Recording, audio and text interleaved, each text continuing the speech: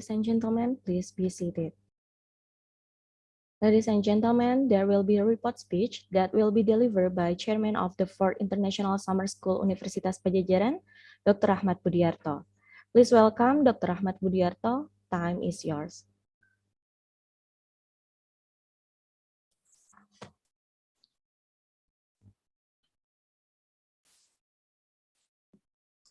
Good morning, ladies and gentlemen.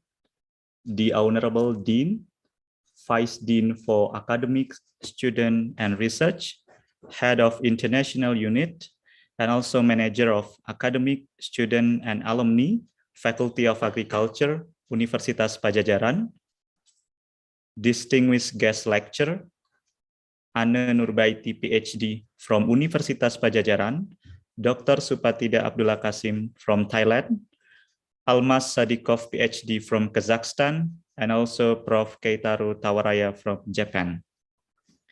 And also our beloved speaker and participant.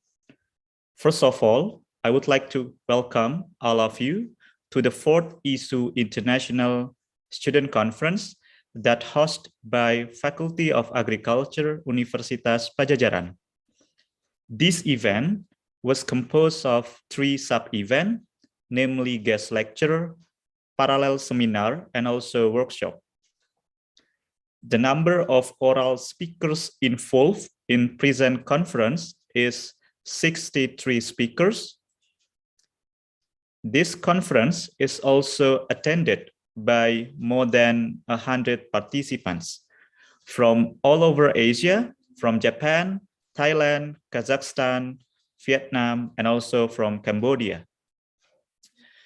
And also we have participants from many more universities in Indonesia, such as IPB, Universitas Trunojoyo, Universitas Profesor Dr. Hazairin SH, and also Universitas Jember.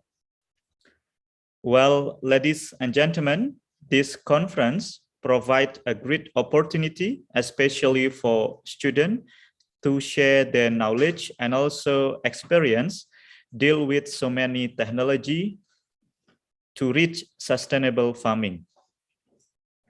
Last but not least, we hope that you may enjoy this conference. We do apologize for any shortcomings occurs. Thank you. Thank you, Dr. Ahmad Budiarto, for the report speech. Ladies and gentlemen, we would like to invite Vice Dean for Academic, Student Affairs and Research, Faculty of Agriculture, Universitas Padjadjaran, Mr. Nono Karsono, PhD, to deliver his welcoming speech as well as to officially open this conference. So please welcome Mr. Nono Karsono. Time is yours. Okay. Morning. Assalamualaikum warahmatullahi wabarakatuh. Can you hear? Yes. Okay.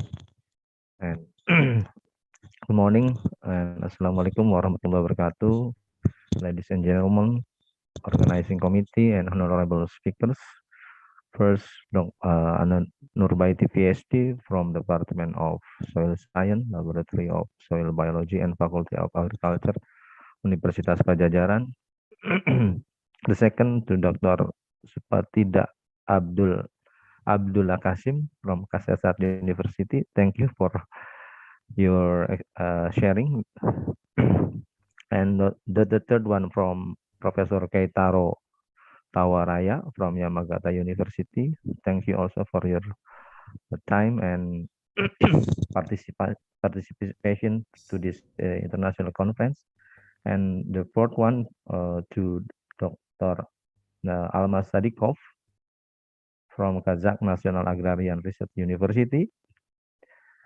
Our students and participants, on behalf of the Dean Faculty of Agriculture, Universitas Padjadjaran, Dr. Mehdi Rahmadi, I am very pleased to welcome you all to this very important international student conference, which is held today, Wednesday to Thursday, 1st to 2nd of December 2020, with the topic of sustainable farming, adopt and adapt technologies. The conference will be presenting experience, innovation, and application of sustainable farming system from Dr. Ani Nurbaiti, Professor Keitaro Tawaraya, and Dr. Supatida, and also from Kazakh, Dr. Almas Sadikov. The Student International Conference is composed of main international conference today and parallel scientific seminar and also main workshop for maybe for tomorrow. The participants who attend this conference mostly are students are coming from Cambodia, Japan, Kazakhstan, Vietnam, Thailand, and from other university in Indonesia, and also from coming from Universitas Pajajaran.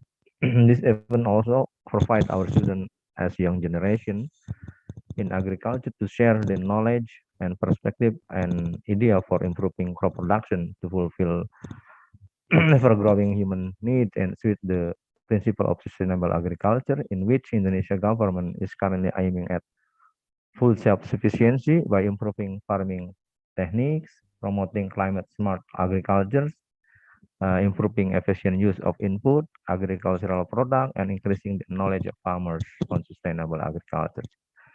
Ladies and gentlemen, the important issue is how we will be able to feed a growing number of population on this earth. The world's population is probably to reach to nearly 10 billion by 2050. you we should make sure that we are able to do so, and to meet this demand, we will need to increase food production by 70% to meet these growing needs. Our challenges, our globe is being accosted by environmental degradation, especially on agriculture and agriculture, natural resources, and global climate change.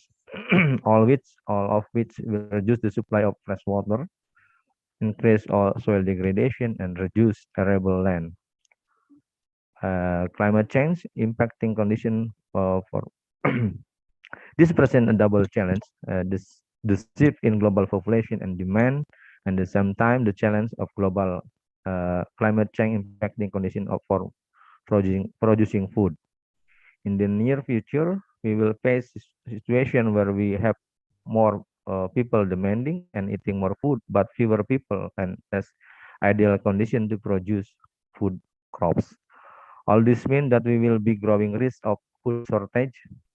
However, we believe by applying sustainable agriculture can tackle these challenges. We do hope this challenge can be overcome by working together, students, scientists, lecturers, and others to solve this problem.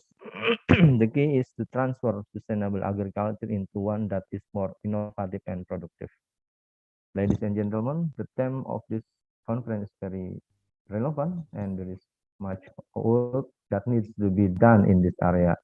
And I wish all of you a fruitful symposium and enjoyable time. And at the end, we wish thank you to organizing committee who arranged this important meeting. I officially open this International Student Conference. I sincerely hope you all will enjoy today and next day of discussion, share, and networking. Thank you for your participation. I give back to the moderator. Thank you. Okay, thank you, Mr. Nono, for the welcoming speech. Next, there will be documentary video of our international summer school activity in the last year.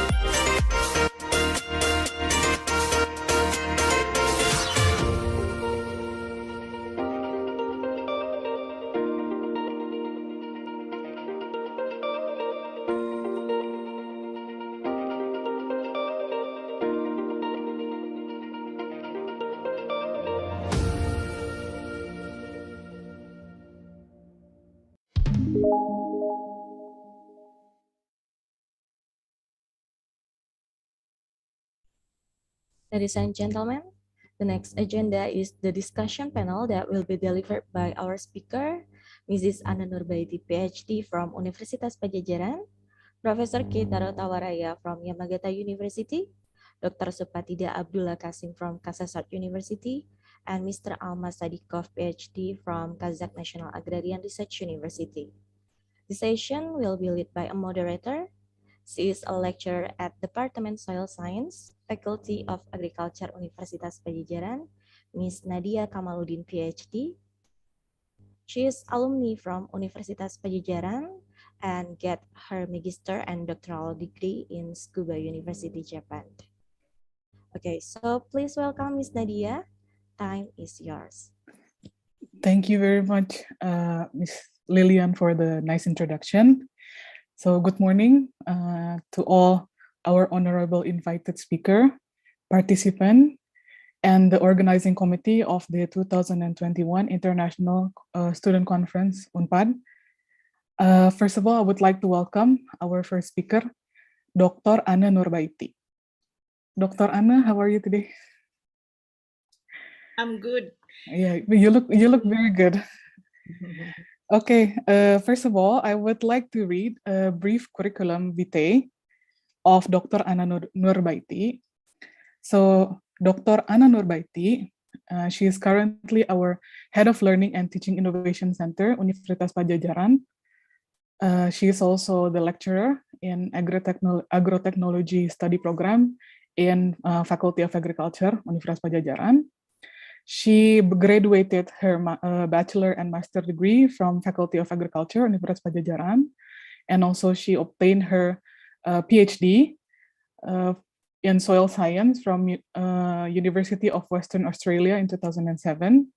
So she has a lot of working and training experiences. So currently also she is the chairman of Indonesian Soil Science Society in West Java chapter, and also chairman of Indonesian Mycorrhiza Association, also in West Java chapter. So she will give a lecture today titled Adoption of Biofertilizer Technology for Sustainable Development. To all the participants, please welcome Dr. Anna Nurbaiti. Thank you very much, the moderator, Dr. Nadia, for nice introduction. First of all, I would like to greet everyone here.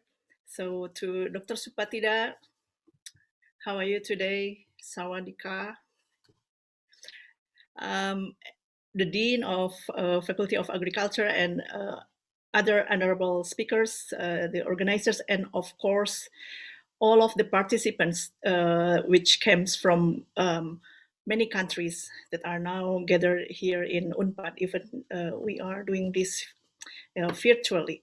So I'm really happy to be able to speak to you all, to share some of my experience in the biofertilizer technology, especially regarding the relationship of its sustainable agriculture and our production. So please let me share my, sorry.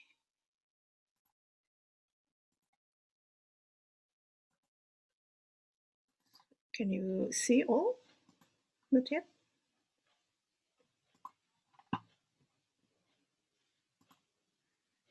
Sorry.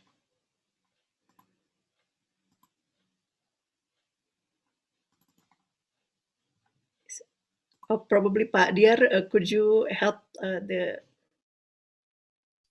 Oh yeah, I will remind the committee. Just Sorry. please wait for a minute.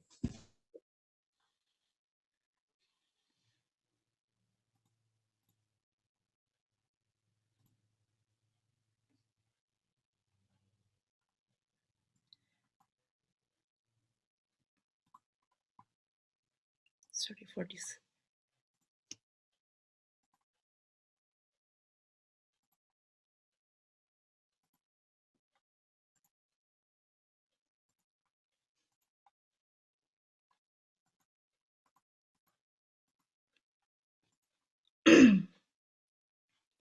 I don't know what happened with the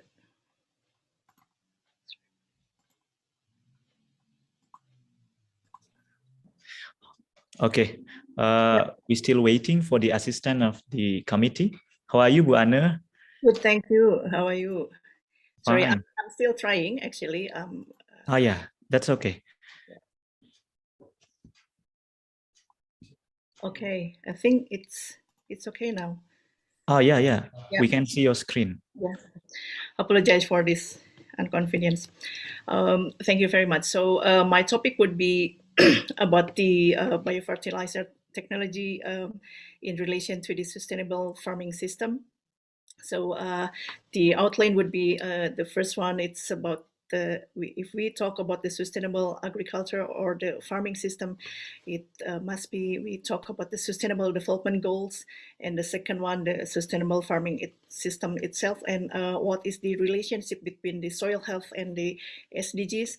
And we will also share about the biofertilizer technology, which is currently developed in our university or faculty, and how to adopt this, especially when we are dealing with the farmer, and the end is the conclusion. So we all know that the sustainable development goals is really related to our field in agriculture. I think even though there are 17 terms or points, agriculture should be fit in almost or probably all of the points of the SDGs. So we can see the problem currently about our changing Earth system, which we can see from this picture. The soil degradation, it's happening all over the world, and this probably in our region in Asia is, and also in Indonesia, we can see here, it's all have the color of the brown, and in surrounding countries as well. So many water erosion, or probably from the chemical or physical deterioration has been happening in our ecosystem.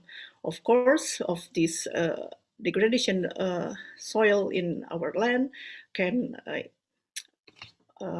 affect the food production and other ecological system. So if we look at the we know the fertilizer is one of the most important thing in agriculture system. If we look at the global fertilizer outlook here, this is the prediction until like 2023. So we can see here the trend is still higher, keep increasing, and we are here, the green color. This is the Asian region. So the Southeast Asia, and then the South Asia and East Asia. So we can really get the picture here. So how big our consume of the biofertilizer or of the fertilizer in our region in Asia compared to other region. So it must have to be the incredibly paid attention to this. So is there any alternative for using other more friendly inputs?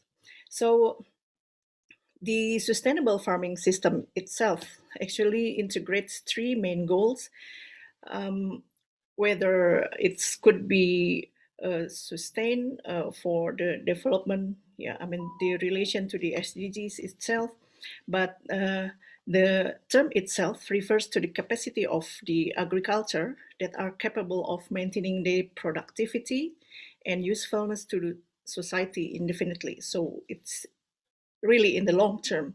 So if we look at this picture, the environment, the social or the economic, so it must be considered when we are developing the sustainable ecosystem for the farming. So what does it mean? It means that this system must be resource conserving, so as well as economically efficient and competitive, socially responsible, while also the most important thing is still improving the environmental quality. So this is what we have to bear in mind about when we talk about the sustainable farming system. So in relation to the soil, The FAO has revealed the book actually with this very nice picture that relate the soil health and all of the points of the SDGs. We can see here that the healthy soils is the prerequisite for to achieve these SDGs. Of, this is for the flood regulation, climate regulation, the foundation for human infrastructure, the provision of construction materials and food, fiber and fuel. And also this is the habitat for organisms, which will go more deep into that after this. And also the carbon sequestration, the nutrient cycling is very important, and water purification and soil contaminant reduction. And now there are many projects like the Genome Project, which dig the source of the soil microbes as the pharmaceuticals and the genetic resources. And other for the social, so the cultural heritage. So now it really, really important. So we can see here that this healthy soil is the must to achieve these sustainable development goals in general. So this is a really nice picture when we compare the elements that are contained in soils. It's really fit to our body and also to plants. So we can now the term like the plant or the holobiome. So we can see here if we think about what is underground in the soil. So this is kind of what are the mineral elements or the soil micronutrients or the micro nutrients. And there are some of the soil biology thing there, especially bacteria and fungi. So if we look at only even 1 gram of soil, so soil is the living thing. So we can found like 1 billion probably the microbes there only in 1 gram of soil. So this is the importance of the healthy soil. And if we look at this, so it means, so we have to manage this soil sustainably for healthy soil, healthy food, and healthy people. So it's really a very nice picture, and we can realize that if we put too much chemicals, then what will happen to our plants and also at the end to our body. So the sustainable ecosystem management. So this is what our department or the laboratory focuses on. So this is, if we look at this first picture here, so there are many potential entry points for management crop and soil level. This include, of course, the plant choice, the enhanced crop diversity, the intercropping, the living mulch, including the end-fixing legumes, and also soil management. We can put many like organic matter or reduce soil tillage or no-till management to our soil. So that kind of the key to the management of ecosystem to be sustained. And for the microbiome levels, so there is a need here that we integrate the plant breeding and rhizosphere microbiomes management for enhance the ecosystem services like the nitrification or the end-fixing bacteria to be able to provide nutrient or especially the nitrogen for the soil. And also number 4 here is the inoculation with beneficial soil organisms. So this is what really we are doing. So the 5th, this is the fostering the indigenous arbuscular mycorrhizal fungi communities or inoculation of mycorrhiza, which is symbiotic with the plant, and it's known to be very helpful for the plants in general. So I think Professor Tawaraya at the later will explain more about this mycorrhiza. Here, the general overview of the interaction between the plants and microbes. So that's why if we talk about this sustainable farming system, we not only look at the plants at the above ground, but also what is happening underground here within the soil. Which we see here some of the microbes really have their own function to provide the nutrients and also to improve the other soil physics as the conservation matter to this. So here we can see the function of them. So it can help the water transport, the matter transport, the soil structure, and also improve the plant fitness. And this is the other thing really now it's happened here, the contamination of the soil, which is really need to be remediated, and we can use the microbes to solve this problem. Now I'm going to share some experience from our university in Unpad with developing the biofertilizer. So in general, the biofertilizer here that we develop include the nitrogen fixing microorganisms, whether it's the symbiotic one, the rhizobium, and the non-symbiotic, and the phosphate solubilizers. It's include mycorrhiza and other fungi, the phosphate solubilizing bacteria, and the compost making microorganisms. So from this chart, I can show this transferred to our team in the soil microbiology laboratory. So each of the scholar here has their specialization according to the type of the biofertilizer has just mentioned previously. So here we got the Professor Tolar Simarmata here. He is doing the halothroid microorganism on saline soil and also the organic base control aerobic rise intensification. Dr. Pujawati here in the bioremediation of petroleum waste contamination using the azotobacter and azospirillum, as well as Dr. Regina for the N-fixing bacteria, and Dr. Mika in the endophytic fixing bacteria, and this is Professor Betty, the phosphate solubilizing bacteria. I myself use currently focusing on the arbuscular mycorrhiza biofertilizer, and also using other technology such as the magnetic field to improve the plant growth. And this is Dr. Dian, the head of the laboratory, doing the potassium solubilizing microorganism. And this is our lovely moderator, Dr. Nadia. She's focusing on this decomposition of lignose of the microorganisms.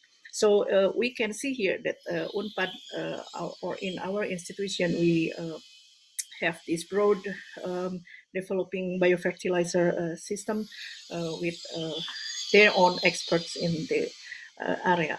So we have some of the products, and the activity here, beside we are doing the research, we also do the education and the community service. That is really important when we are going to spread or this technology. How can the farmer adapt this technology if we not disseminate this biofertilizer technology? So this is type of the biofertilizer organisms that we are have in our collection. So this picture is from Professor Simarmata. Is kind of some of the products that we already developed to have this biofertilizer inoculant. So in general, we also teach the students how to develop this biofertilizer production, because we realize that students not only have to learn about its knowledge itself, but they have to be able to produce this kind of product, the biofertilizer, for themselves. So it can we can from this experience or the knowledge, we can help them to create the entrepreneur in the biofertilizer field or other thing that I think that's really important for them.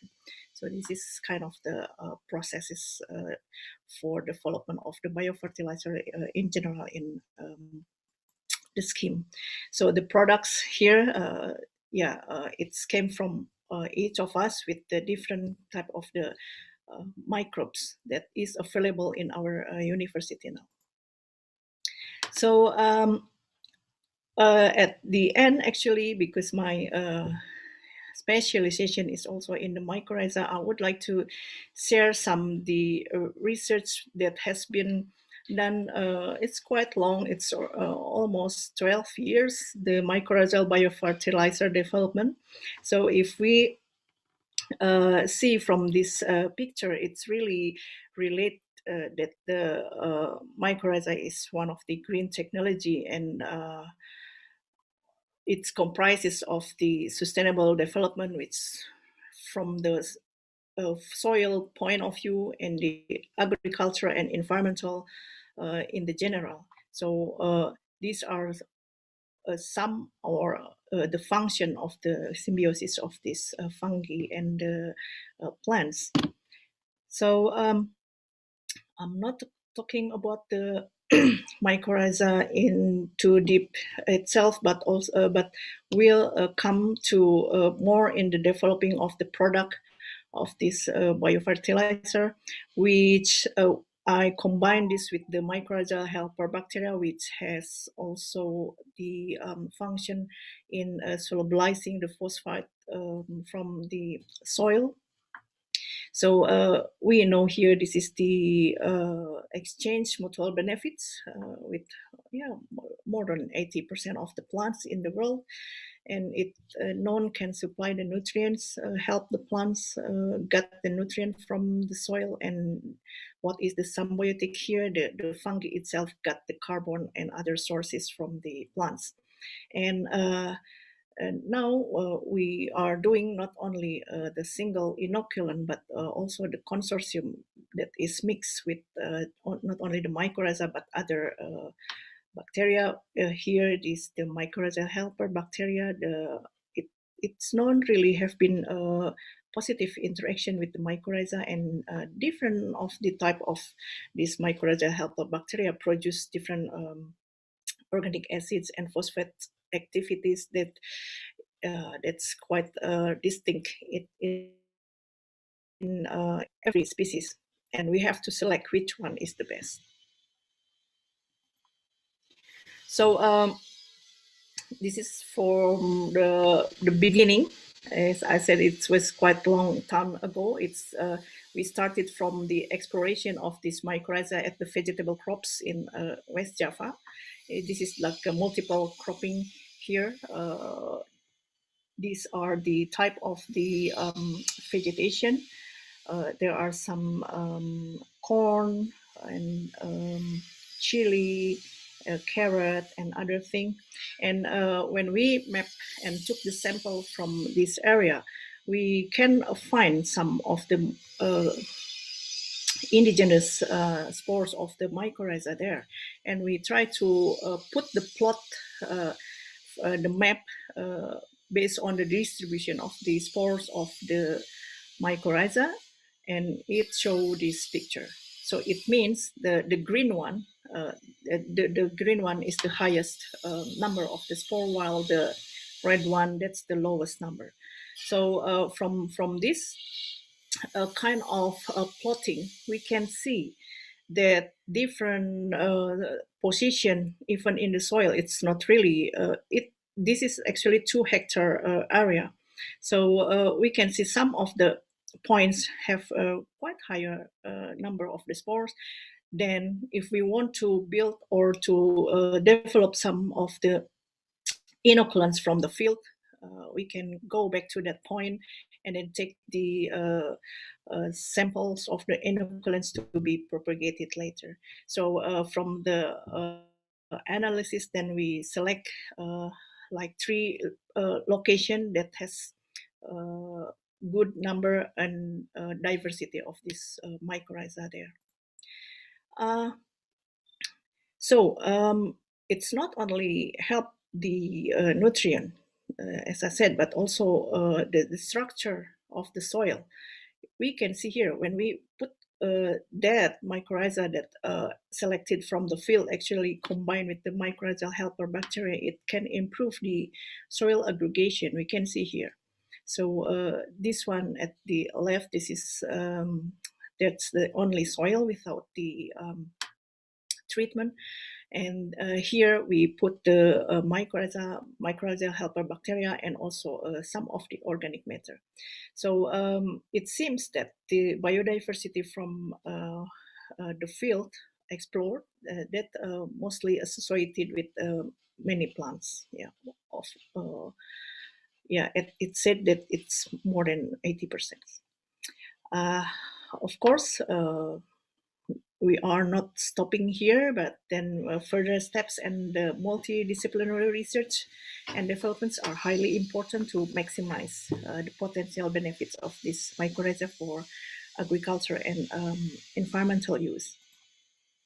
So what we have done with, actually probably around more than 30 students now already working with me in this area, started from the exploration, doing the bioassay, the pot culture, and also select what is the best composition of this biofertilizer if we want to make the mycorrhizal inocula, and also the type of how we can select the sterilization type, because we know this microorganism is really need the good environment, especially in the sterile condition.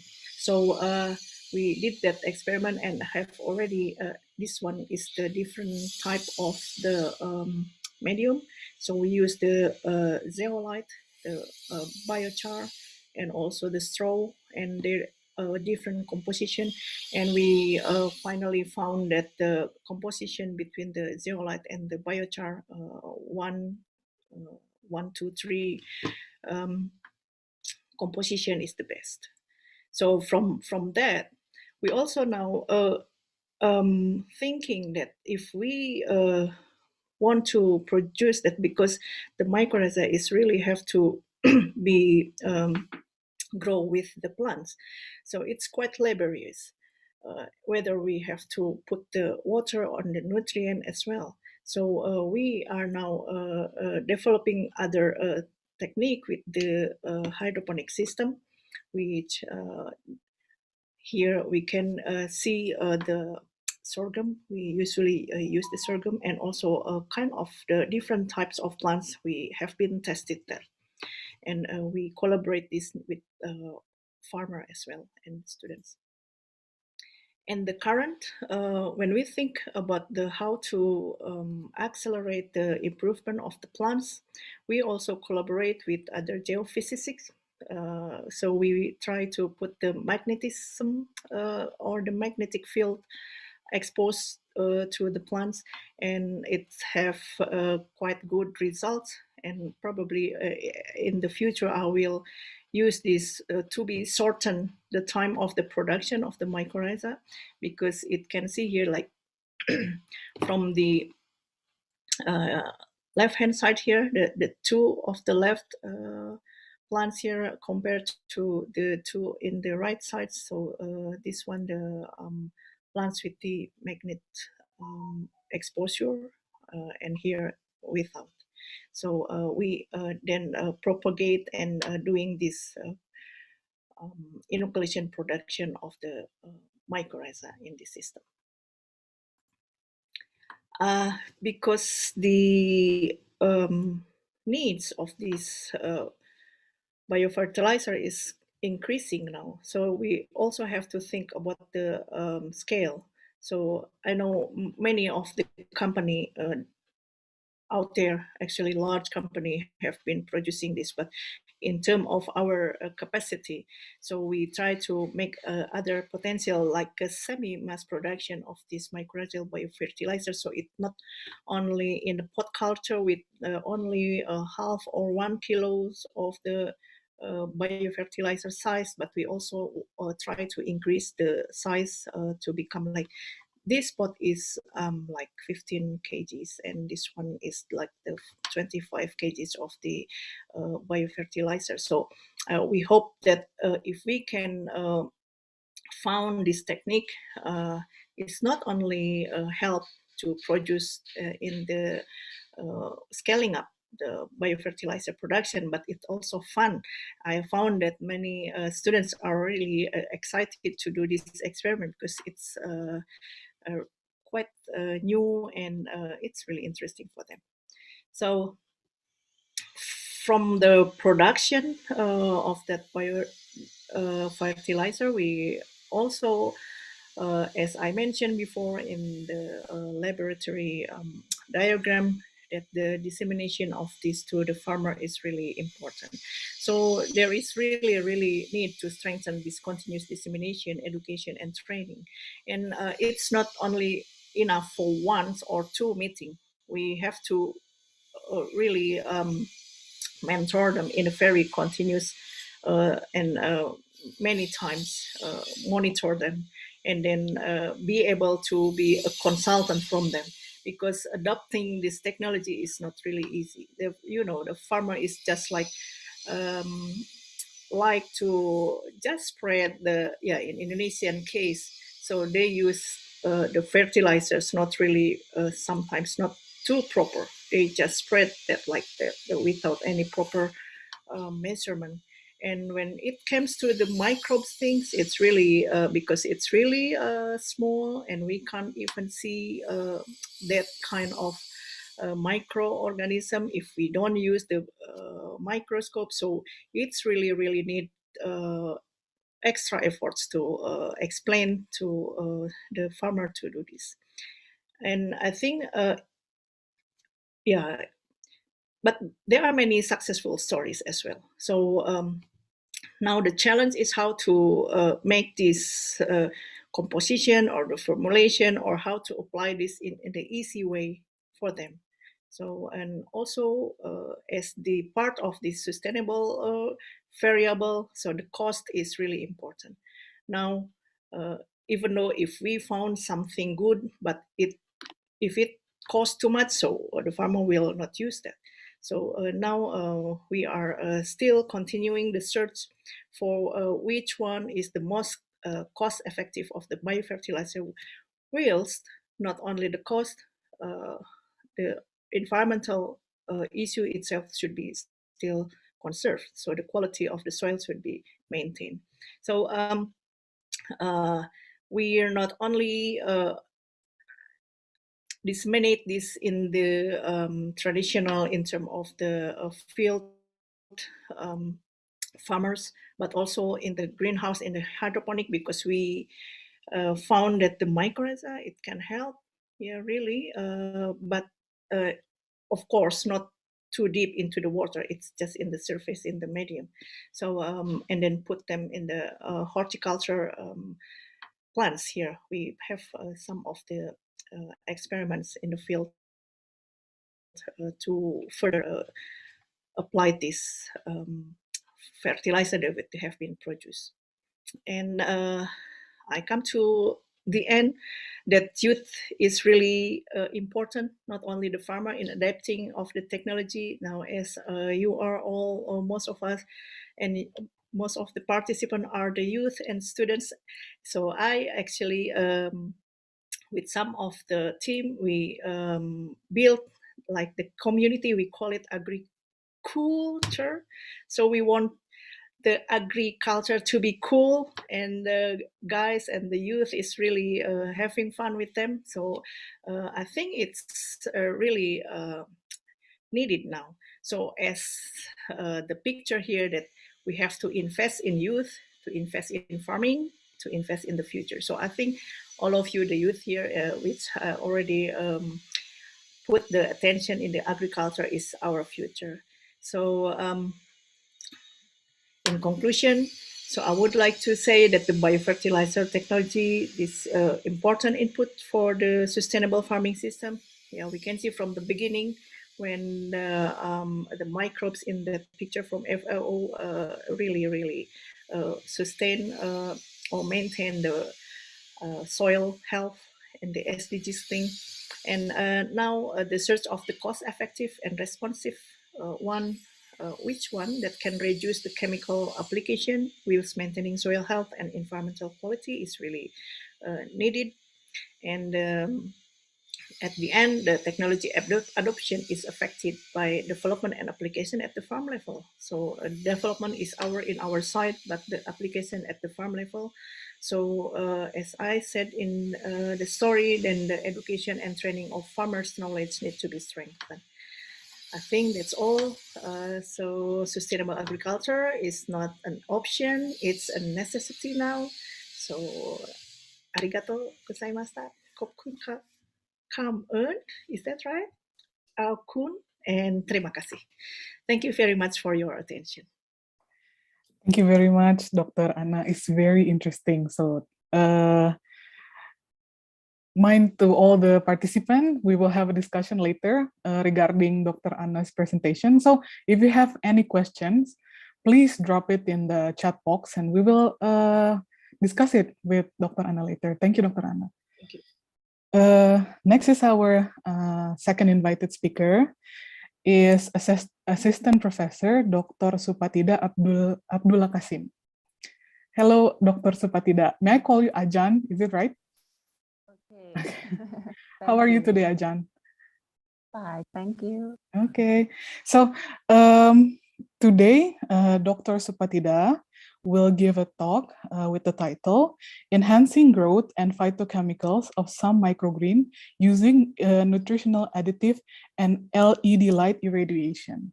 Okay, I would like to read a brief curriculum vitae of Assistant Professor Dr. Supatida Abdullah Kasim. She is a faculty member in Department of Horticulture, Faculty of Agriculture at Kampang Saen, Kasetar University in Thailand. So she graduated her bachelor degree from Thammasat University, Thailand, and she obtained actually 2 master degrees. First of all is from Kasetar University, and her second master degree from University of Tsukuba. She obtained her Doctor of Philosophy degree from University of Tsukuba. So her specialties in plant physiology in horticultural crops, plant tissue, and plant molecular biology. Her current research project, first of all, is enhancing of light energy efficiency for green leaf perilla production and its bioactive compound, perilla phase 2. Her recent publication titled Determination of Total Nitrogen Content in Fresh Leaf and Leaf Powder of Dendrobium Orchid using Near-Infrared Spectroscopy. So participant, please welcome Assistant Professor Dr. Supatida Abdullah Kasim. Thank you very much, Dr. Nadia, for the nice introduction. Good morning, all participants. I'm very happy to join this conference, and thank you so much for having me. Today, I would like to share a part of my experience about the microgreen process under the control conditions. Okay, I want to share the slide first.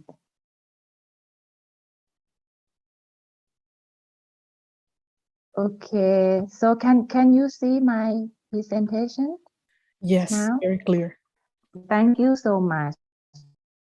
Okay, so as we know that nowadays productions had a lot of challenge to come across, like climate change and link of skilled labor, especially in the agricultural sections, and many factors we need to concern. So growing the plant under the control conditions will help the farmer, help the producer to get a lot of to supply the market. Okay, so today I would like with you a part of my research and also our colleague about the microgreen. So before going to the academic part, I just want to introduce you briefly about our faculty. Faculty of Agriculture at Kampang Saen Kasetsart University. This is our main office in Nakhon Pathom province. So Nakhon Pathom actually is not so far from Charles. It's just 1.5 hour drive from the capital box. Okay, and here is Nakhon Pathom, Kamphaeng San. And we have 9 departments in Faculty of Agriculture at Kamphaeng San, and I belong to horticulture department. And we also have another department like agronomy, animal science, extension, plant pathology, and so on. So we have really area for research and academic support. And see, our campus had around 3,000 acres in total. It's about top 5 campus in our countries. And Dr. Lahamad Dior and his friend had visit and our campus when he was exchange student. Okay, so this is some scenery inside our campus. Some of you have the opportunity, please visit our campus. Okay, we provide some international program for graduate students. Like for master program, we have and development programs. And the one popular is the doctoral programs in agricultural science. We have agreement with Nagoya University to make the joint degree. By this joint degree, students will study in Thailand for 2 years and spend another year in Nagoya and support of Nagoya for the fund from Nagoya University. Students who graduate from this program will get the academic certificate approved by the Council of 2 universities. And Kasesat also provide the scholarship for international students. If some of you are interested in our international program, you please don't be hesitate to contact me by these emails. Okay, thank you so much. And next, to part of academic that I want to share. First of all, just want to ask you if you know about the sprouts and microgreen, this word. And we eat a lot of sprouts and some microgreen. So they almost similar, but a bit different. The sprout is the small plant that harvest earlier. It spent only a few days or within a week to produce harvest after the seedings. And we can eat entirely if eat them. For the microgreen, we spend time a bit longer than the sprouts, around 7 to 14 days after germination. The sprout had 2 or 3 true leaves, so you can eat the upper part of the plants.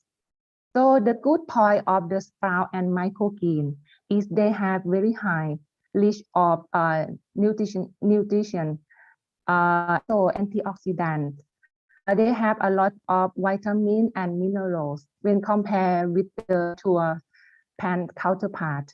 And also we produce the sprout and microgreen really short, within a week or 2 weeks. So no need to use the pesticide. It will save for the consumer for consume the product. And this is the common sprout that we sell in the market easily. Alfalfa, radish, but is not so much common, but we still find in the market. And sunflower, bean, and morning glory. For the microgreen, we produce them need more longer times. The popular one is broccoli, kale, cabbage, and amaranth. So for the price of the microgreen, I want to separate them 2 types of the production. The first one is conventional producing. So it's really easy to produce the sprout and microgreen if you have just the seeds, container, and some growing substrate, and you just water. So you can get the sprout and microgreen, and the product can sell in the local market and local community. However, the price is lower than the one that we control the cost more, like this one. The second type is the pan factory product or control condition product, you can get higher price. For example, this sprout and microgreen, the price is around $200 per one box. And for the local market, you can get around $0.7. So the price is around 3 times different. The one that for the factory will send to the premium market. And just want to show you some menu making from the sprouts and microgreen. Last one is to eat fish. You can have the taste, the feeling and smell the taste of the microgreen and sprout. And another one you can cook with the oyster sauce or making the salad. As you can see in this photo, a lot of menu that could cook from sprout and microgreen. So if we compare the nutritional value of the microgreen and the mature plant counterpart, we will see that several minerals such as magnesium, potassium, calcium, and also some vitamin like vitamin B or C. Vitamin B. Okay, will have higher concentration than mature ones. So recently, the company tried to convince the consumer to produce their own sprout and microgreen. They sell the seed, microgreen seed, and the growing set like a container and shelf like this. So if you buy the seed and the container, you can there's a lot of sprout and microgreen.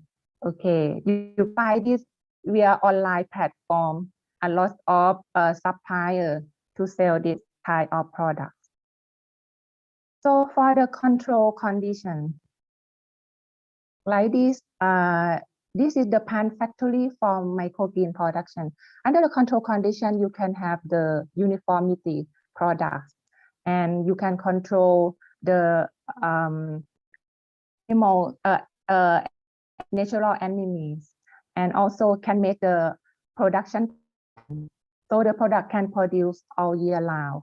This is the pan factory that established by our colleague, and he also sell this product to the premium market and make his own brand.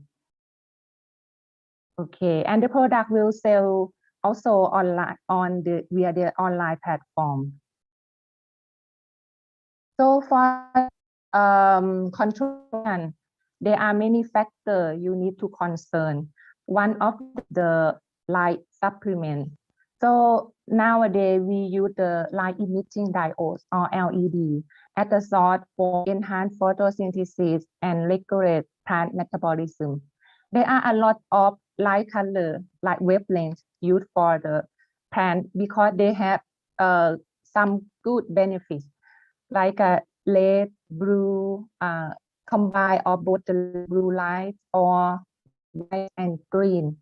So there are some reports about the blue light can enhance the growth, increase leaf area, biomass, chlorophyll, cyanin, and some pigment. And for the red light, can promote the phenolic, increase the antioxidant activity levels, and so on. And also in some species of microgreen, the sunlight supplement can increase cyanin and vitamin C content in the micro. Not only the type of the LED, we need to concern about the concentration or light intensity. Higher light intensity can promote better growth and better antioxidant activity.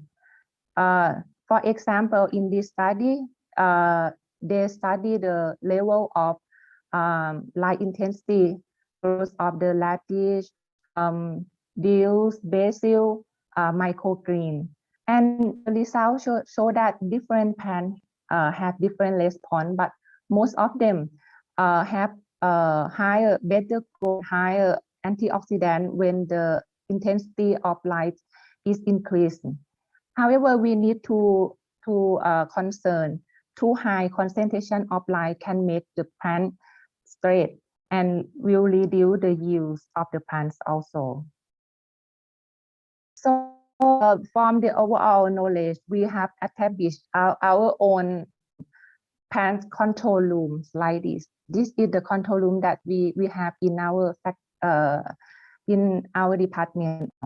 We have the room that apply with the LED, LED, blue, combination of 70% LED and 30% blue and the white. So after we make sure the spectra we find for the LED about 600 nanometer, the peak of the blue around 447, and combination of red and blue and and the white light. So by using this facility, our students have run a lot of experiments, and one already published. This is my colleague, student of my colleagues had published his research in the scientific Ventures about the product of two amaranth microgreens under the LED. He want to clarify the effect of LED on the growth and phytochemical. So from this research, two amaranth cultivar used. The first one is lace amaranth, RA, and leafy vegetables amaranth, LVA. So the amaranth were supplied with the 4 types of LED wavelengths, lace combination and blue and the white one. For the light intensity, for treatment 130, 180, 230 until 230 micromoles per second and meter square. And the duration of light supplement is also important. So they study, they supply the light to the microgreen 8, 12 until 20 hours. And here is the list. So for after plant the microgreen for 8 days, they analyze the phase weight and found both of the amaranth respond very well with the combination of lace and blue LED. The phase weight is highest, and also the red one, the red LED. However, there was a significant difference for the light intensity to the phase weight of amaranth. And for the duration of light supply, the lamp gives the higher phase weight, as you can see in this slide. And next, they also check about the chlorophyll contents of the microgreen, how that the red and the blue light also promote the high chlorophyll A, chlorophyll B, and total chlorophyll on content of both amaranth. However, the light intensity, they are not significant different, I mean, among the same species. Okay, but for the light supplement, 60 hours seem the chlorophyll content higher compared with the other treatment. For the anthocyanin, similar with the other parameters, the red and blue lights promote high anthocyanin in the red and leafy vegetable amaranth, as you can see in this one. And also the higher light intensity, like 280 micromole promote anthocyanin, and 16 hours of light supplement also. So there are some reports mention that the red less light carried some genes that involve with the anthocyanin production. So after getting the lead and the combination of lead and blue, highly expression of the gene could be found in some report. For different from the other for the vitamin C, higher vitamin C content was detected in the sample that supply with the blue light. So they have hypothesized that the blue light may activate some genes related to the vitamin C synthesized. And there was not different among the vitamin C contents when they supply different light intensity or durations. And this with the phase weight or chlorophyll content, combination of red and blue light also promote better antioxidant and high level of light intensity, and the durations of light allow 60 hours also. So from the overall result, they conclude that the good condition for the amaranth microgreen is using red 60% and the blue 30%, with the density of 280 micromolar per second and per meter square. The duration of 60 hours is suitable for the production. Okay, next I show you another microgreen production, because we found that different microgreen have different conditions for promote the growth. By using the same facility, we produce the OBA microgreens. However, we fix the light intensity, but we supply them with the growth promoting agent like arginine. Okay, first of all, just want to show you about the OBA or shiso.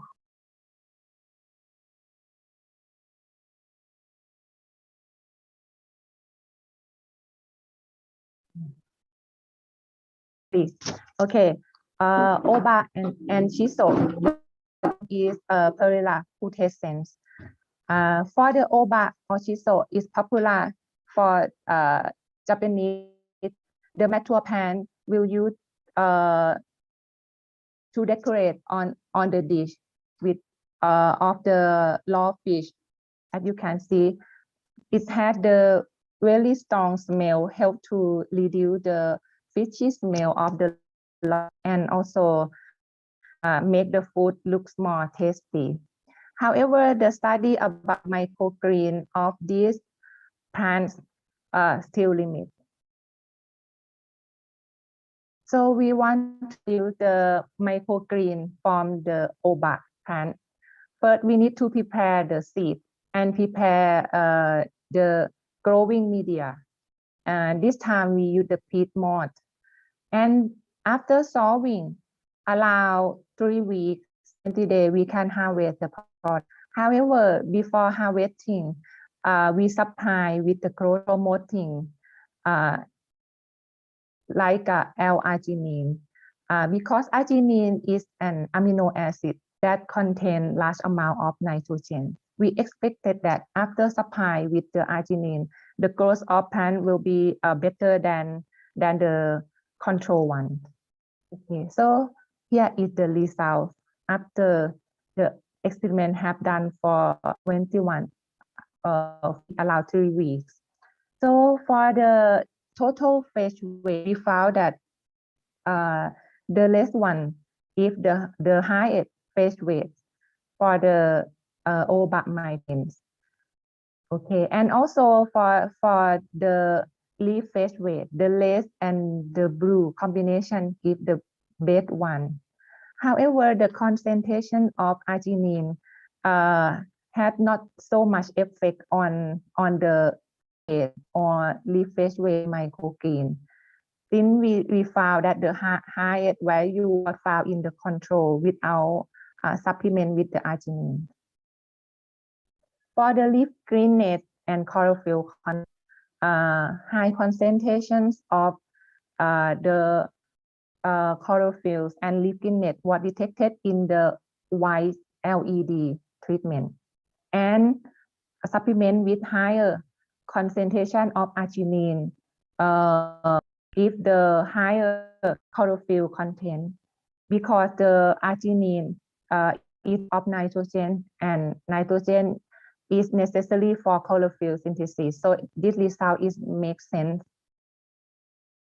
And next one, leaf area and dry weight crude protein and vitamin C was highly detected in the treatment of the microgreen supply with the combination of lace and blue white. And also for the arginine, 1.5 millimolar. Okay, and until 5 give the higher leaf area compared with the control ones. Also, the dry weight and the crude protein was high detected with the 5 millimolar of arginine. However, we no need to supply the higher concentration, just only 1.5 millimolar. We thought is enough to promote the growth of the domain. And for the other parameter, we also study that for the flavonoid and phenolics, the combination of lace and blue also give the flavonoid and phenolic content. However, the three parameters not different when we supply with the arginine. And this picture show you the microgreen after supply light and arginine for 3 weeks. For the overall look, you will see it look very similar. But if we see this one, the picture B, the leaf area of the plants, the leaf is larger than the other. So this makes the microgreen look more look better than the other ones. From the overall results, we conclude that the red and blue light, 70% red and 30% blue, give the best condition for obamine production, because it gave the high fresh weight, dry weight, and leaf area and other bio substance of the microgreen, such as vitamin C. And for arginine application, we need only the 1.25 millimolar is enough to promote the growth of microgreen. No need to add higher concentration.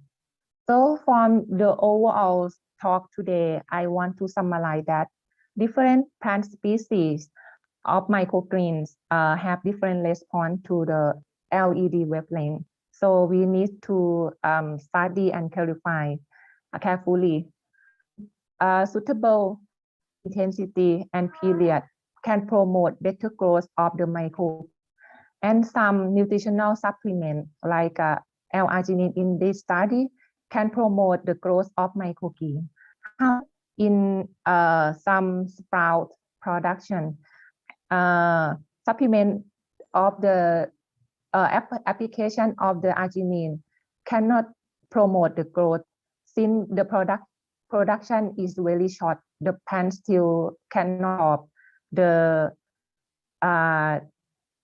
growth promoter, so no need to add this one to the sprout stage. Okay, so this is all of my presentation. Thank you for your attention.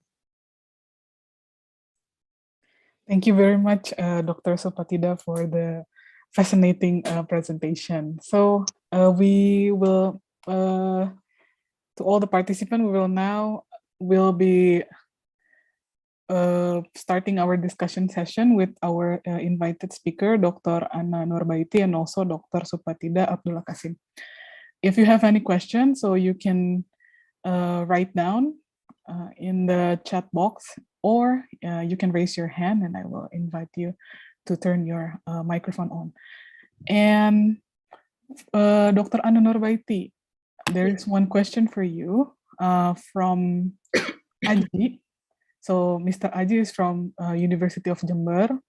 So his question is, how confident are the farmers after you did training on the use of biofertilizer? I am wondering the continuity if it's without mentoring. Thank you. Thank you, Aji, for the nice question. Yes, this is very important question, I guess, in adopting the technology, because whatever technology we provide, if it's not applicable to the farmer, I mean, especially in the case of Indonesia, since our farmer is in a small scope, not really the big farmer that we are talking about here. So if we take a look back a long time ago, when our last president, like in Suharto, when the time of the Green Revolution, we can see from that experience, and we can learn that how hard is it to change the farmer adaptation of such of the technology. So now it's more difficult, I think, since they already got used to the easiest way, just like putting the chemical, and then they can see the results in a very quick, short time, something like that. So now it's quite very, very challenging for us. But since now there are many actually helps from, especially now the government itself, they start to make many campaigns about the sustainability or the green or eco-friendly farming system. So I think what I have mentioned in the slides, that the youth participation is important. So if it only rely on us as a scientist or this producer to disseminate or to mentor this to the farmer, it's not going to be happen in a very short time. So I think now if I say confident, it must have to be done, even though we are not, we don't know the time yet.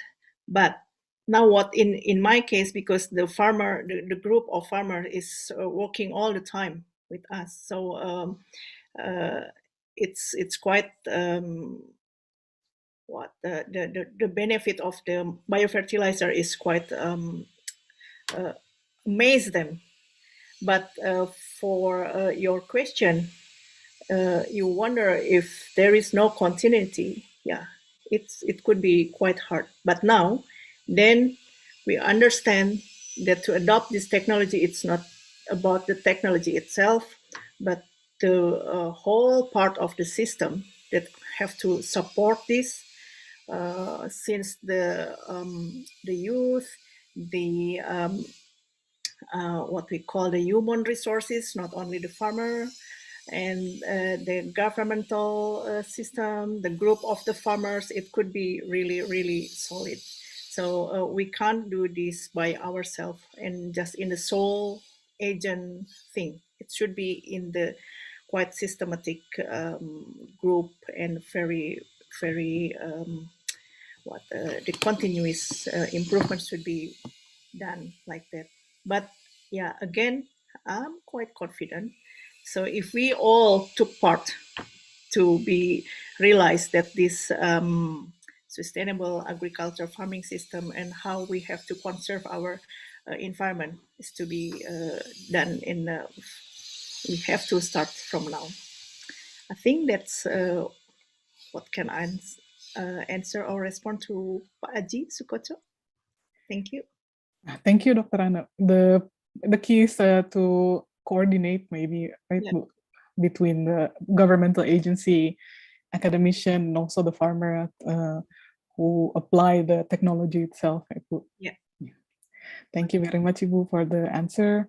So next is for Dr. Supatida. So Dr. Supatida, question from Dr. Neni Nurlaini from Universitas Pajajaran. So her question is, would you like to explain us what's the cause of large difference in the nutrient concentration between radish microgreen versus radish seedling? And there's another question for you also from Dwi Harya in Yamagata University. So his question is, how is the microgreen market in Thailand? Do people know well? I really want to develop in Indonesia, but I think the market's still limited and the cost for production also a bit high. How about the cost of microgreen production in Thailand? Thank you very much. So Dr. Supatida, the time is yours. Thank you very much for a very interesting question. So I answered the first questions. Why the microgreen had higher nutritional value compared to the mature stage? Okay, so when the plant had very young state, the accumulation, the plant metabolism, they accumulate a lot of and some biochemicals inside. But when the plant the mature state, they produce some other plant, and so they accumulate a lot of fiber, more fiber or carbohydrate. So the concentration of nutrients will lower than the micro stage. So we can more vitamin. So the younger state, the gene, the gene control the vitamin or the other biosubstance very active also. So the mature one, the higher contents of the tissue, maybe another like a fiber or carbohydrate. Okay. For the second questions about the microgreen market. Also in Thailand, the microgreen market is still not so broad. So now to expand the market. So there are some consumers that want to consume the premium, the premium products also. So we separate that the producer, the maker try to promote more the product, the microgreen product online platform, not only for the market premium market, because of the also one thing that limit the microgreen is the price. Produced by the plant factory, the price is higher than the local one. So actually however the consumer have the choice, have a choice. You can, if you want to consume the microgreen, buy in the local, also the price is cheaper, but the quality, I think, not that different. It's not too big different. So it depends on the consumer. They have a choice. But for market, the maker need to work hard to expand the market, not only in Indonesia, in Thailand also. But now the trend is trending. It have a trend. So it still have a lot of opportunity to get a lot of consumer this business, I think. Thank you. Thank you, Dr. Supatida. I think the market is potential, right? Because there is an emergence of health conscious food habit lately. So probably eating microgreens, especially with like a very small size, and also you can regrow it at home. So probably it will be a good chance for the market in the future, maybe. Yes, I think so.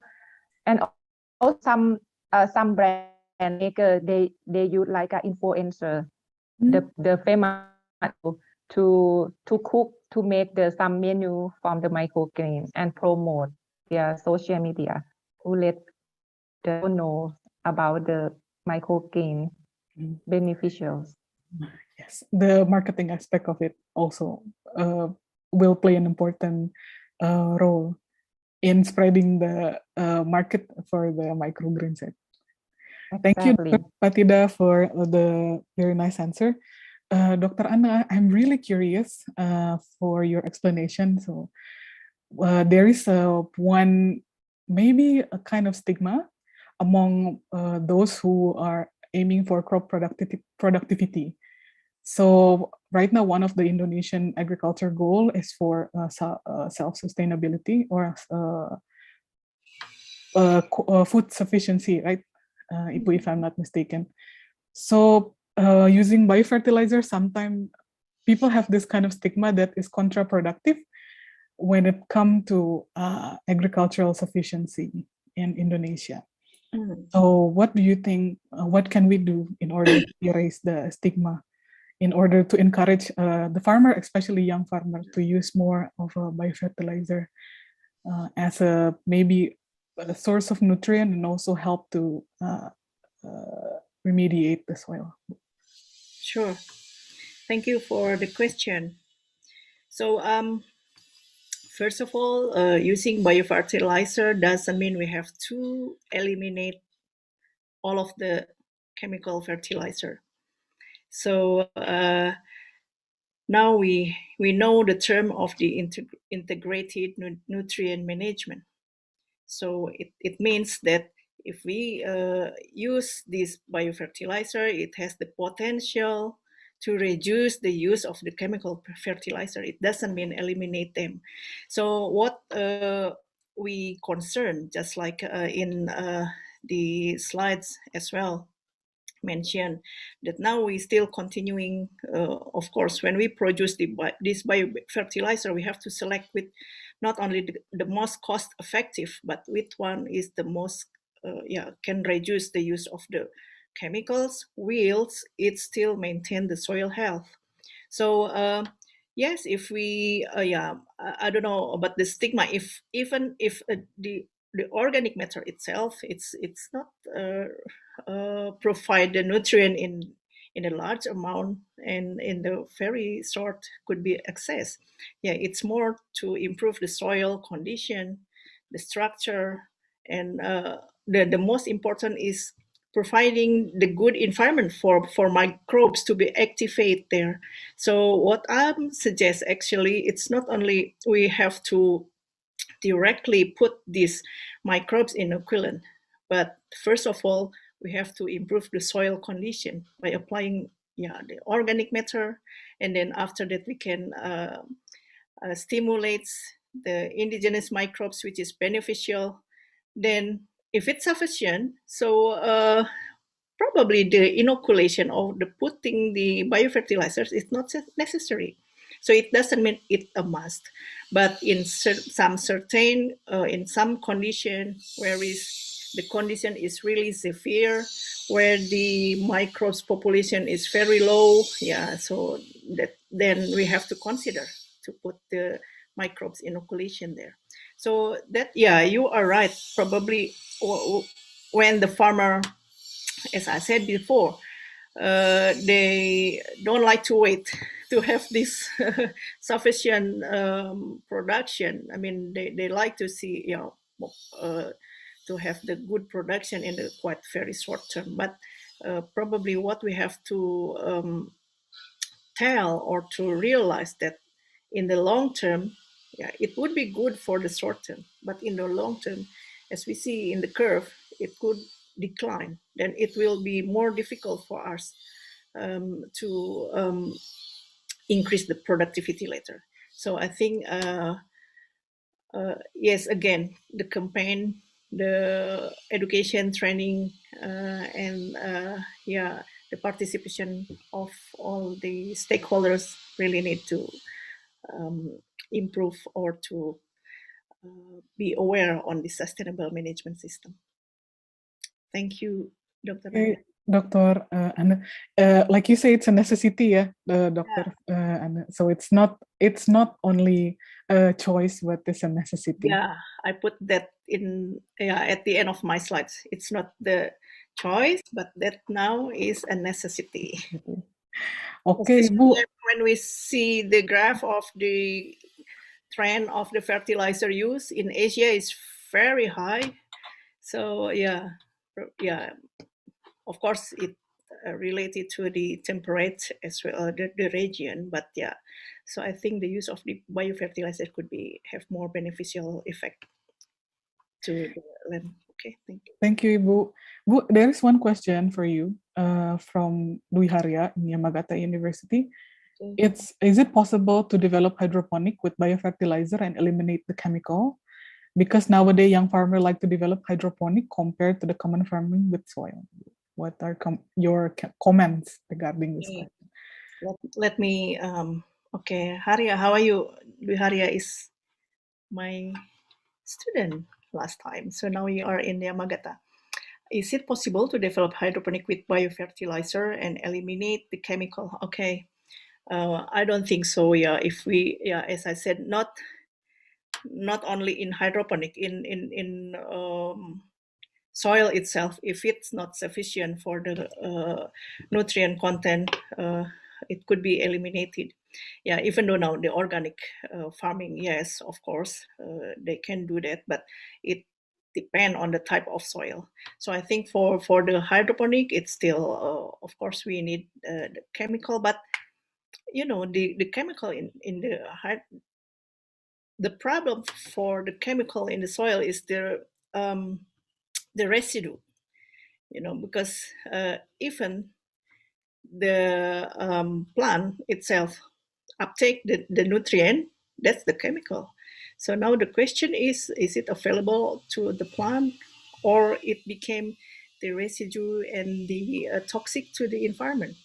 So in hydroponic, so the nutrient is already available, so there is no residue in that. So it's the so that's why we put the formulation itself. So it's all on in the form of the available to the plants. So if we then want to put the biofertilizer, so that's another story, because the microbes, yeah, we know there is the aerobe or the anaerobe. So if it's the aerobic microbes, I don't think we can use that, because yeah, that's in the flow of the water. But if can, so what I develop here, it's not really put the biofertilizer into the tank of the nutrient, but I put that in the pot with the medium, with the zeolite. So I gave the plant to have opportunity to grow first with the root, and then the microbes already intact in the root. So when the water flow is there, so the microbes are already there. So that's one of the benefit of the mycorrhiza. I don't know about other biofertilizer. It could be, but I don't think. We have to really select the type of the biofertilizer that could remain in that flow of the water. So I think that's the answer, Dwi Harya. Thank you. Thank you, Dr. Anna, for the answer. We have two questions. We have two participants who would like to answer to ask the question.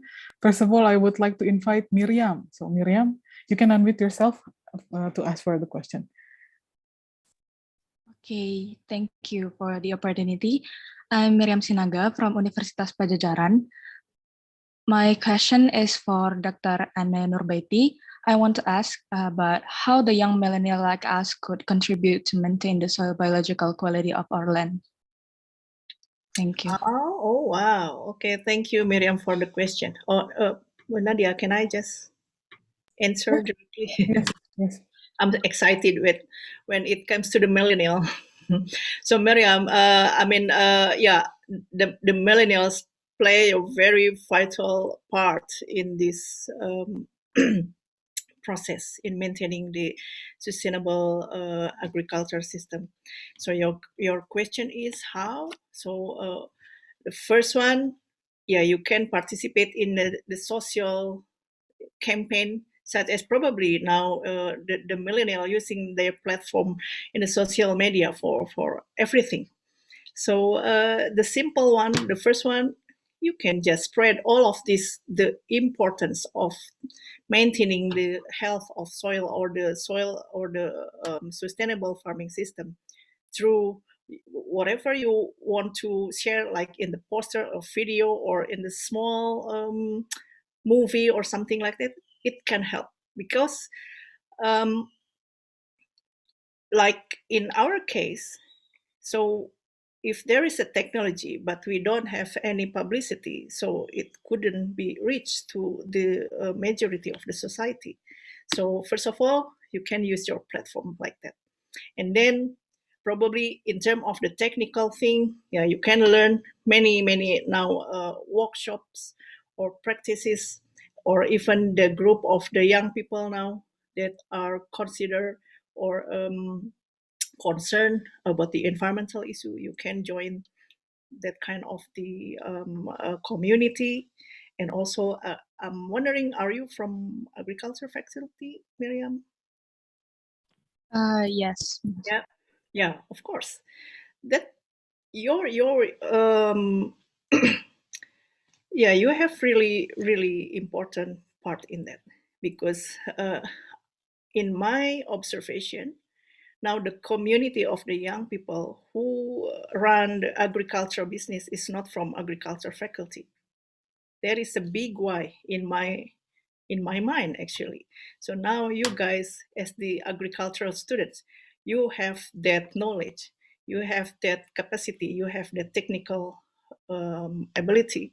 Now you have to be able to go together with other people from non-agricultural faculty, using your knowledge to be doing this agriculture thing. So I think that would be my answer, because yeah, it came to my concern as well, why the young people from non-agricultural faculty now is just like more put attention in this situation. So hopefully, Miriam, you will be one of the leader of them in the future. Okay, thank you. Thank you, Doctor. Thank you, Dr. Anna, for the answer. Yeah, Miriam, you have a huge responsibility in your shoulder. So hopefully you can be the agent of change in agricultural sector in Indonesia. We have a question. Oh, I would like to greet Professor Keitaro Tawaraya. So he already with us in this Zoom meeting. So welcome, Professor. The next question is from Rifki from Unpad to Dr. Supatida. His question is, for Dr. Supatida, for the color use are using red and blue light with ratio of 70:30. Is there any reason you use that ratio? Is there any effect if we change the ratio? And how to adjust the ratio of the color of the light, whether by adjusting the number of light or light intensity? Thank you. Okay, that is really good question. Yes, from literature reviews or research before, we found that the tend to promote better growth and better biochemical content in microgreen, but the plants still need some for more broad spectrum. So we set up higher light ratio than the blue one. Okay, and to promote in this study. However, you can vary the light concentration. The company can sub you. You just give them the spec that you want. The ratio 2, 3, or the proportion you just mentioned. So if you want to grow some plant, the first thing, check the reviews with light spectrum that suitable for those plants, and just vary. So the system allow you to vary by yourself also. So the company just set up the microgreen and you just controller. The controller will give the proportion, the rate. For example, 2 row of the red line and 1 row of the blue line, something like that, resulting, and you need to measure the spectrum of the looms and also the light intensity. Okay. Is this answer your questions? Okay, probably. Okay, thank you very much, Ajan. So next we have another question from, I would like to invite a question from Barli Hutahuruk from Universitas Pajajaran. So Barli, please unmute yourself. Yes, thank you for this opportunity. First of all, I want to introduce myself. My name is Barli Hutahuruk. I'm from Pajajaran University, Indonesia. I would like to ask a question to Dr. Supatida. And as you just elaborate that LED has been proven to have a positive effect on plants growth. So my question is there any specific type of LED? And if it's so, how hard it is to find it on the market? Thank you. Okay. Sorry, may I confirm again about the questions? Sorry. Can you ask me again? I can of get course. the point. Sorry. No, it's okay. It's okay. My question is there any specific type of LED for it to work? Or is it just any type of LED as long as the LED emit the certain wavelength? And if the LED is a specific type, how hard it is to find it on the market? Okay, it's not that hard. You can find the LED. Now there are a lot of market. Actually, they have the, how to say, different. There are a lot of makers in the market, and you need to check the quality of the LED also. So the one, some maker, the price is different. Some maker really, some from some country, and some maker is the price is more expensive, but the lifetime is more longer. So you need to check very well before you use it. So I don't know if it's popular to use the LED for plant growth in Indonesia right now. So if it's hard to find the maker, but in Thailand, there are a lot of company, even by the online platform, you can, and they can some technical support staff to introduce you for the products and for the setting. Yes. Am I answer you? Yes, thank you very much, Dr. Supatida. You're welcome. Thank you, Dr. Supatida, for the answer. Next, we have another question. So Nathaniel Solihah. So Nathaniel Solihah, please unmute yourself. Okay, thank you for the change from Nadia Kamaludin. Before I say my question, let me introduce myself. My name is Nathaniel Prameswari Saliha, and I'm from Pajajaran University. The question for Ms. Supatida from Kasset University. My question is, do Kasset University have exchange students for summer school program for professional students like us?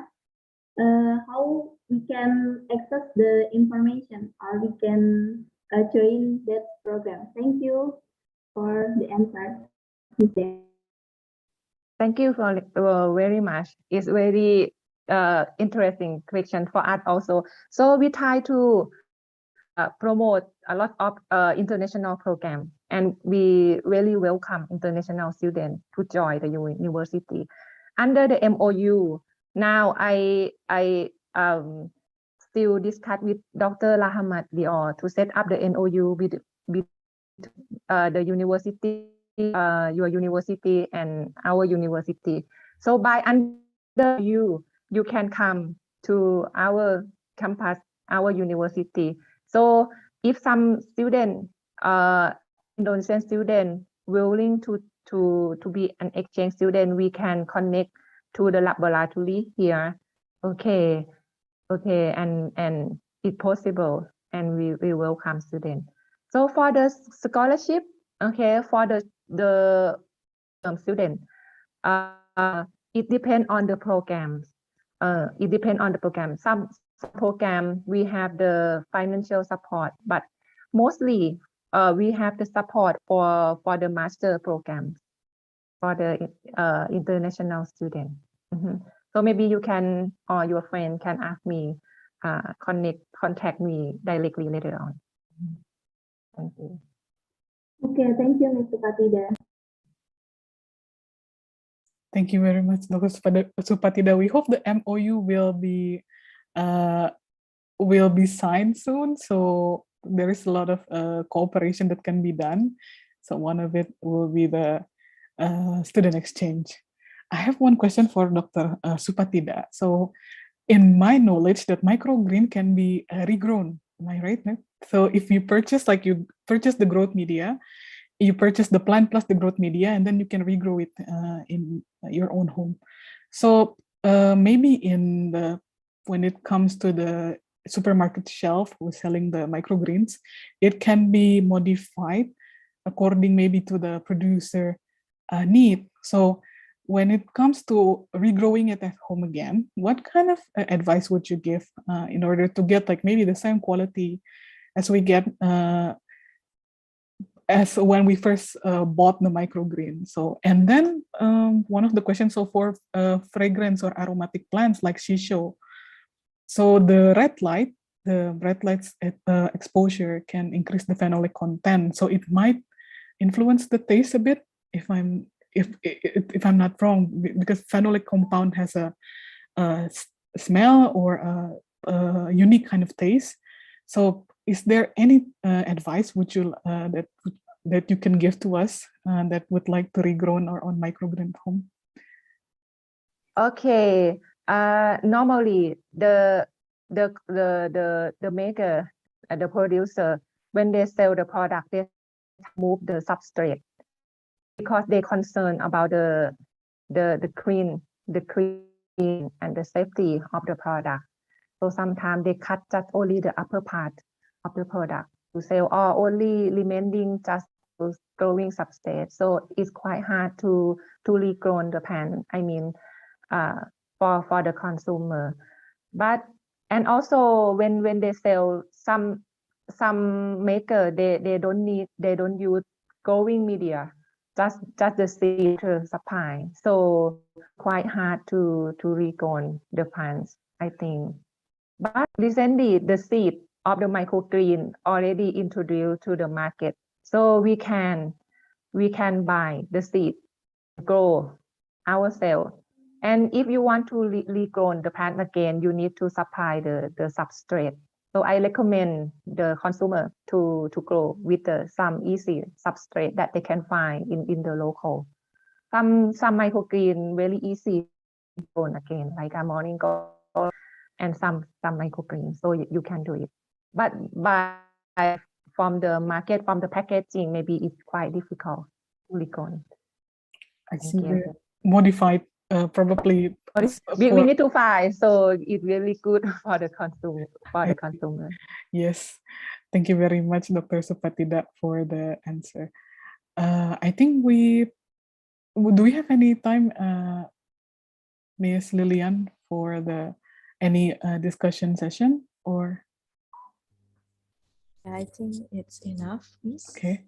Thank you very much, Dr. Anna Nurbaiti and also Dr. Supatida, for your time and also for sharing your knowledge. I think that we have a very fruitful discussion based on your lecture today.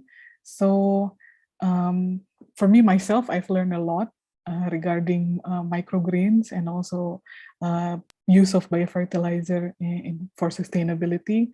So thank you very much for your attendance and also for your knowledge sharing today. I would like to return the role to Miss MC, Miss Lilian Rizky. So thank you very much for the opportunity. Thank you for. Thank you so much, Mrs. Anna Nurbaiti, PhD, and Dr. Supatida Abdullah Kasim for the excellent knowledge. Next, there will be a certificate given to our speaker. To the committee, we can display the certificate on the screen.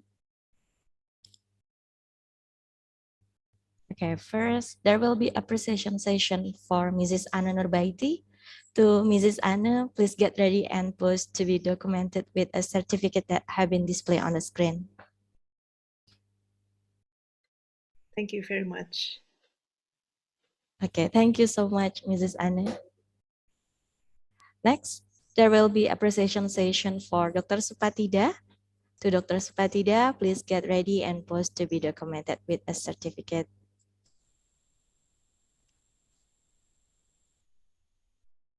Thank you, Dr. Supatida.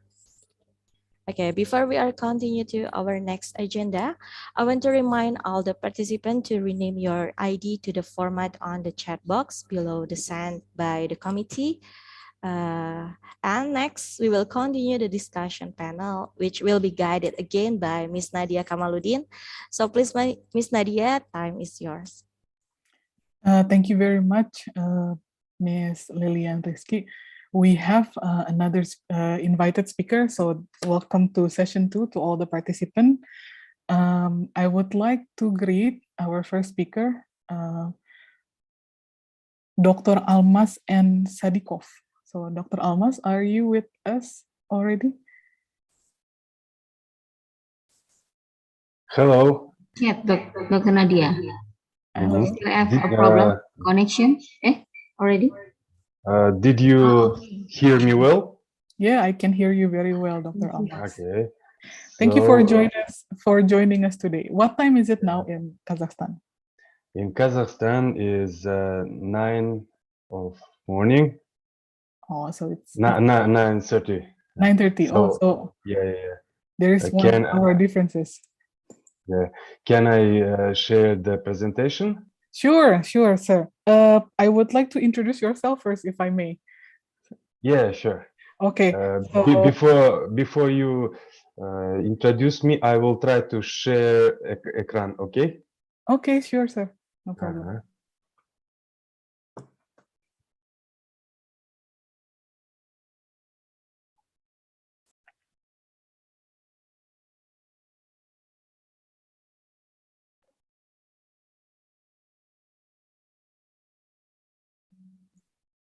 Okay, so this is a short biography of Dr. Almas. So Dr. Almas is a faculty member in Kazakh's National Agrarian University.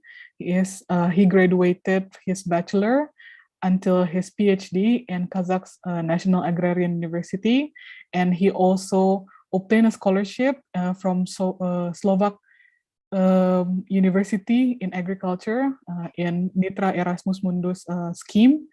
So he is researcher.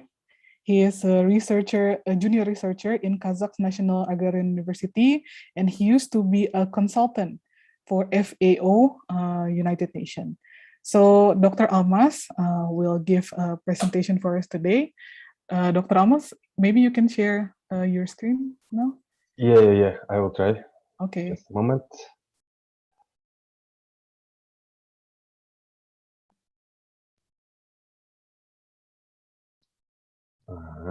Did you see my presentation? Yes, very clear, sir. Just a moment. I think I should put, no, sorry.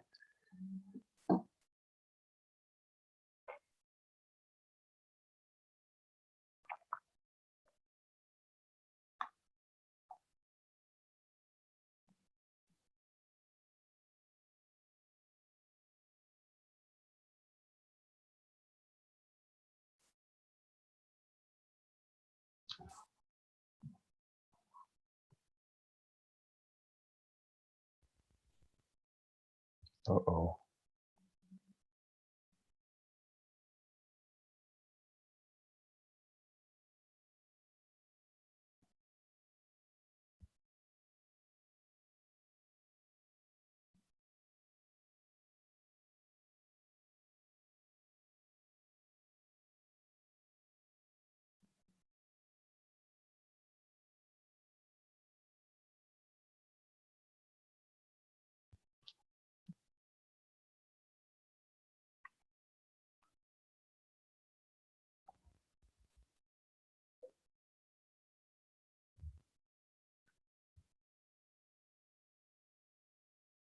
Mm-hmm.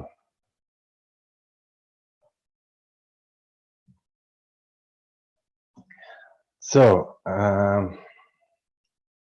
as I see already 100 participants, right?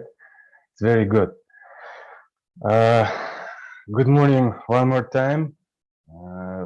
One more time, I would like to say thank you for organizers for inviting me. And as our dear moderator told, introduce me shortly. My name is Almas Sadikov. I'm from Kazakh National Agrarian Research University. Here on the uh, picture, you can see our university. We're located in Almaty in Kazakhstan. I hope all participants doing well during this hard situation in all over the world. I mean, pandemic. So I want to wish all is good, and inshallah, maybe next year we will meet not online in offline format. Also, I would like to welcome all of participants, of course, but the first one, I would like to welcome students because all such kind of conferences is organized for you. Me and my colleague, we just sharing small information and small, let's say, knowledge about the some areas. So my today's title of my presentation today is Current Condition and Perspective of Development of Agribusiness in Kazakhstan. As I mentioned, I am working on Kazakh National Agrarian Research University, and my main, let's say, my main position there is I am leading specialist in international rankings department. And according to my work, I meet a lot of people from foreign countries. And also I was studying in Europe. I participate to a lot of conferences, round tables, trainings, and so on. And unfortunately, I have I have met some tendencies that a lot of people know about Kazakhstan only some general information. Most of them unfortunately doesn't even know where is located. So as you see on the map, Kazakhstan is a country on Central Asia, and we are bordering with two the most biggest countries in the world, Russia and China. And also our close brothers countries is Turkmenistan, Uzbekistan, and Kyrgyzstan.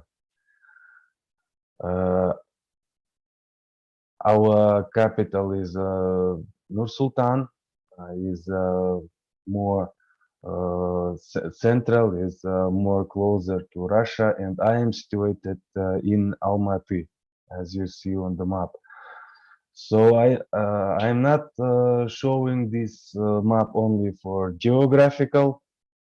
Also during my presentation, we will stop and we will see. So as I mentioned on my welcome speech, inshallah next year or in the close future,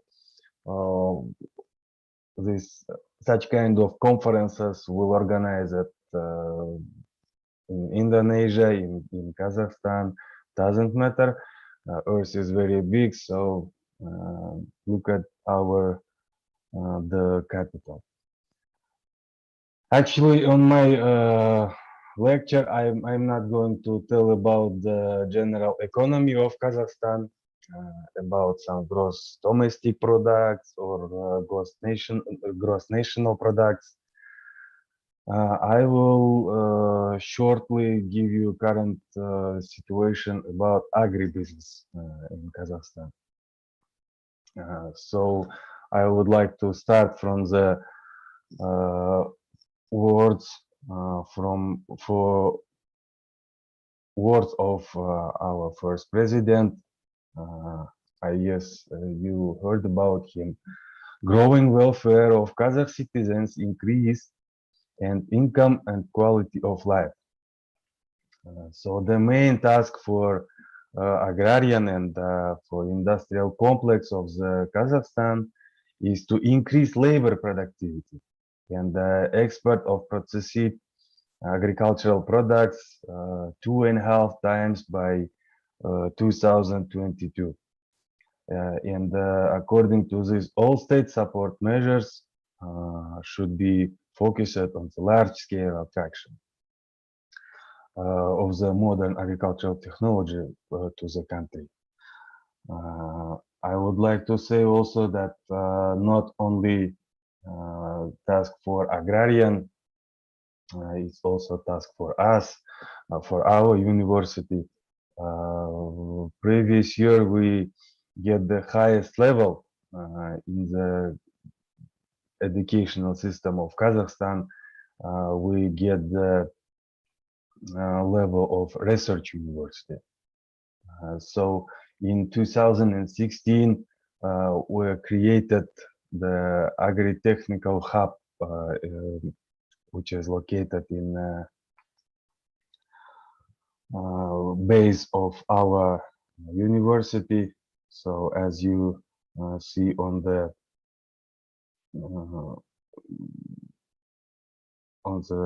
picture, this is a logo of this is a logo of Agritech Hub of Kaz now. So the strategic task of the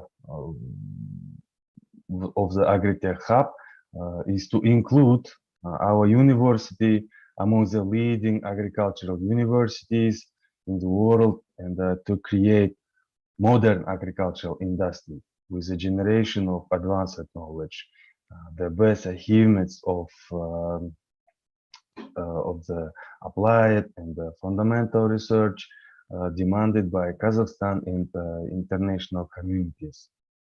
And the previous year, during the quarantine, as you see on the picture, on the basis of our university, we organized free courses, consulting for farmers during the from over the all Kazakhstan parts, like from all the regions. If farmers living, let's say, on the south part or west part, doesn't matter, they can connect online, and the staff of our university and the flagman is our rector will for freely consultate the farmers about the new technologies and etc. So how I would like to stop on some key problems of agro-industrial complex. Irrational use of resource potential, including land, water, and the labor resources. For example, on the past 20 years, as a result of erosion, the fertility of arable land was decreased by the 30%, unfortunately. And also, key problem of agro-industrial complex is small-scale production. In our republic, actually, around 200,000 agricultural holdings, more than 1.5 million households are engaged in agricultural production. And of the total number of agricultural holdings, is almost 24% is private farms, which produce only 26% of output. So in this case was adopted the law on agricultural cooperation. I would like to mention about the cooperation of commodity farms, because during my presentation I will also start with a lot of time. So, and also low level of technical equipment. I will also mention it next few minutes. And also low investment attractiveness. So I guess investment attractiveness is not a key problem only in our country. Is unfortunately a lot of CIS country also. So, and the low level of state support. That's not mean that government doesn't support. I will also mention it on the during the presentation, but I will just to say that which amounts of a little bit the how to say comparing, right? Let's say in Belarus Republic, it's also our close friendly country, is 11% of value of gross output, and 5% in Russia, and we are not so far from Russia, and it's around 4.4% in Kazakhstan. But according to the World Trade Organization rules, it's set as not lower than 8.5. So also next key problem is import dependence of the country to provide the population with agricultural products. Here, I know I was mentioned on the first slide that I'm working in Kazakh National Agrarian Research University, but 2 years ago, I was working in Kazakh National Scientific Research Institute of Agro-Industrial Complex and Rural Developments. And according to my work, I have a lot of business trips to the different part of Kazakhstan, and but mostly in the south, the bordering with Kyrgyzstan. And I have a lot of conversation with the farmers. But despite of import independence is still high in Kazakhstan. I will also stop it. And the share of processed agricultural products remains low, unfortunately. So how it to, oh, sorry.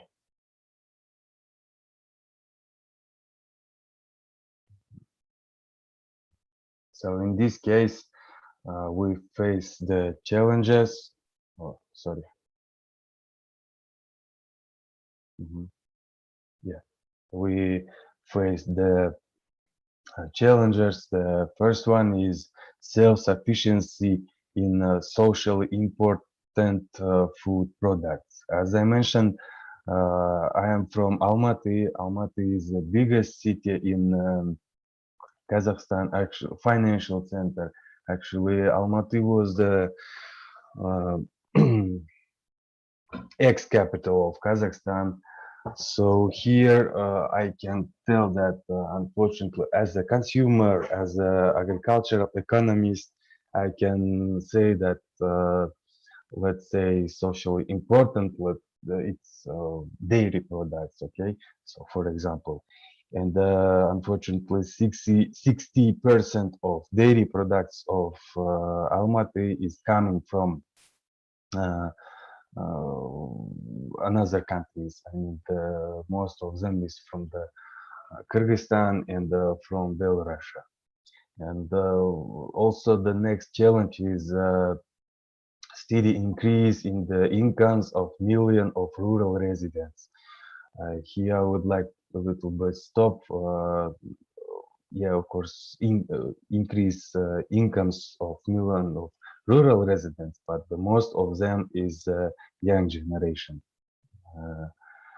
And also next challenge is 2.5 fold increase in labor productivity. Again, here I would like to stop labor productivity for the young generation especially.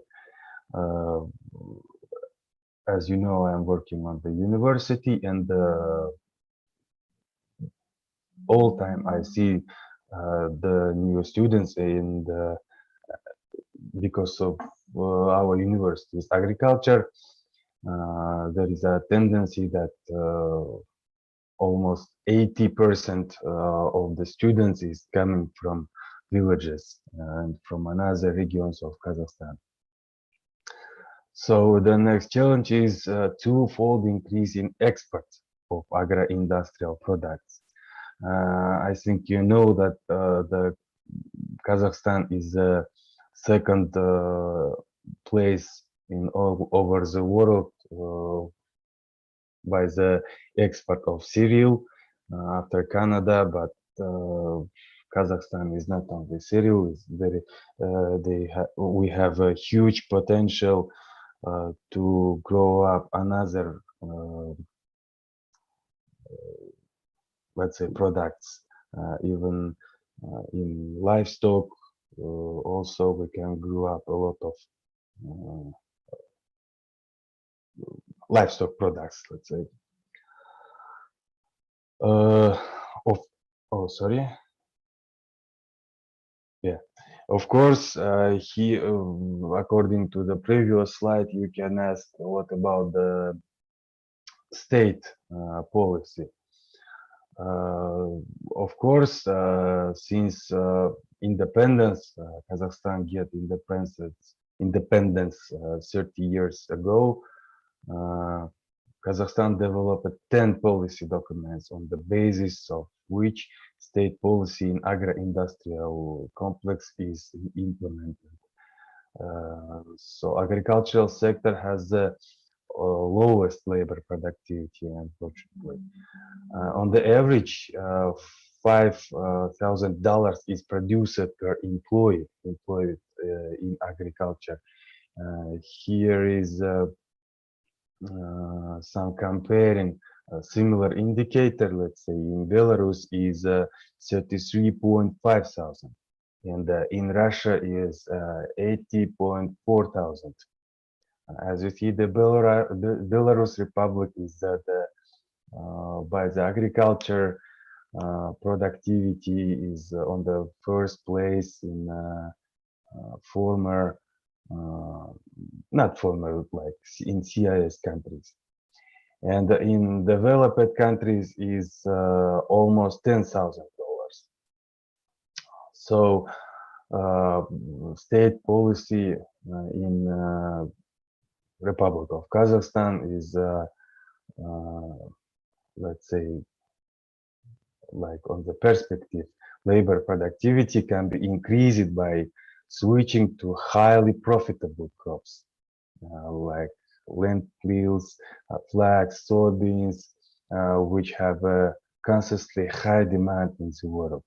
And also when I was on the business trip during my work in food and agricultural organization, I visit the north part of Kazakhstan, and there I met some businessmen who is growing up turkey. That is also have consistently high demand in the world. And also it is necessary to develop the production of organic agricultural products, to introduce modern agro-technologies and innovation.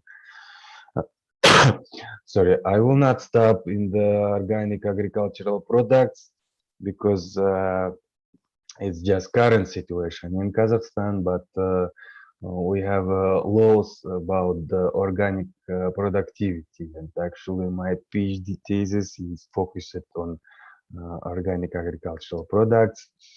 I just mentioned that the biggest importer of Kazakhstan is still China, and they are gonna to make a lot of agreements of organic agricultural products which is producing in Kazakhstan. So all appropriate facilities need to be put in place. Oh, sorry. Yeah.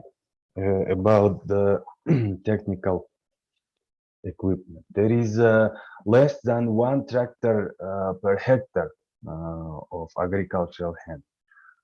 Let's make some comparing with US, with India and Brazil, as you see on the slide. In US is 27 per hectare. In India is 16 and 11 in Brazil. But as I said about the cooperative, on the end of this slide, I will tell about it more.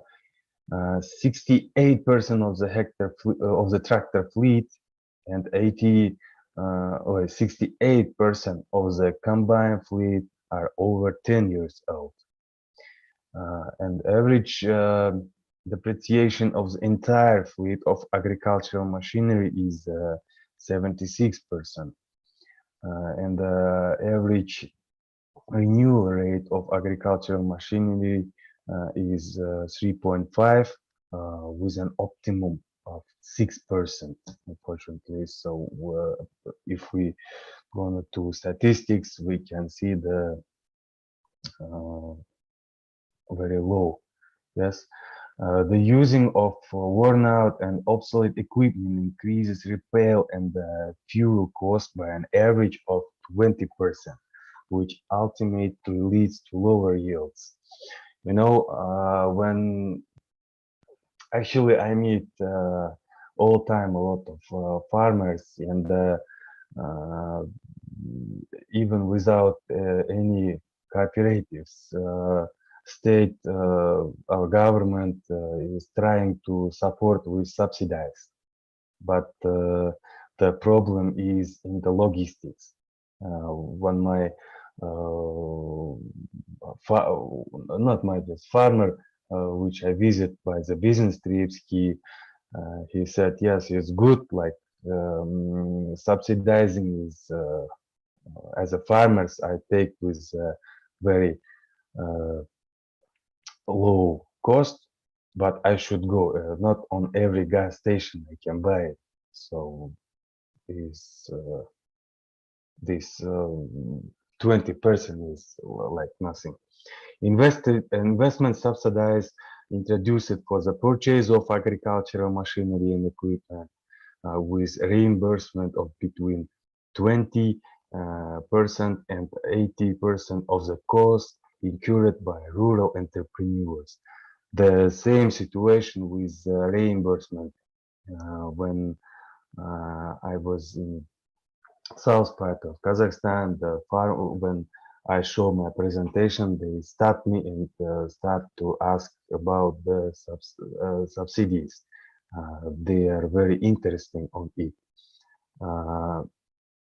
Just to, according to the laws, this reimbursement should for sure go to farmers, but is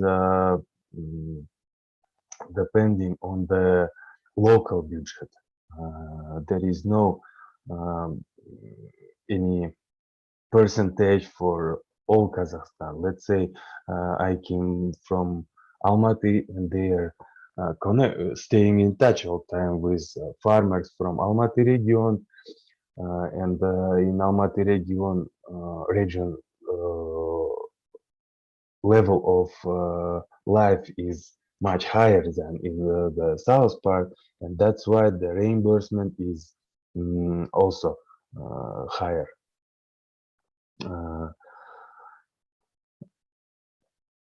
Oh, sorry.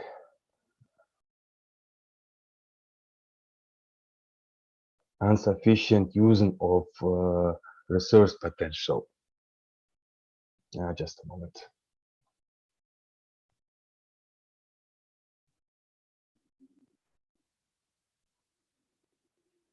Yeah.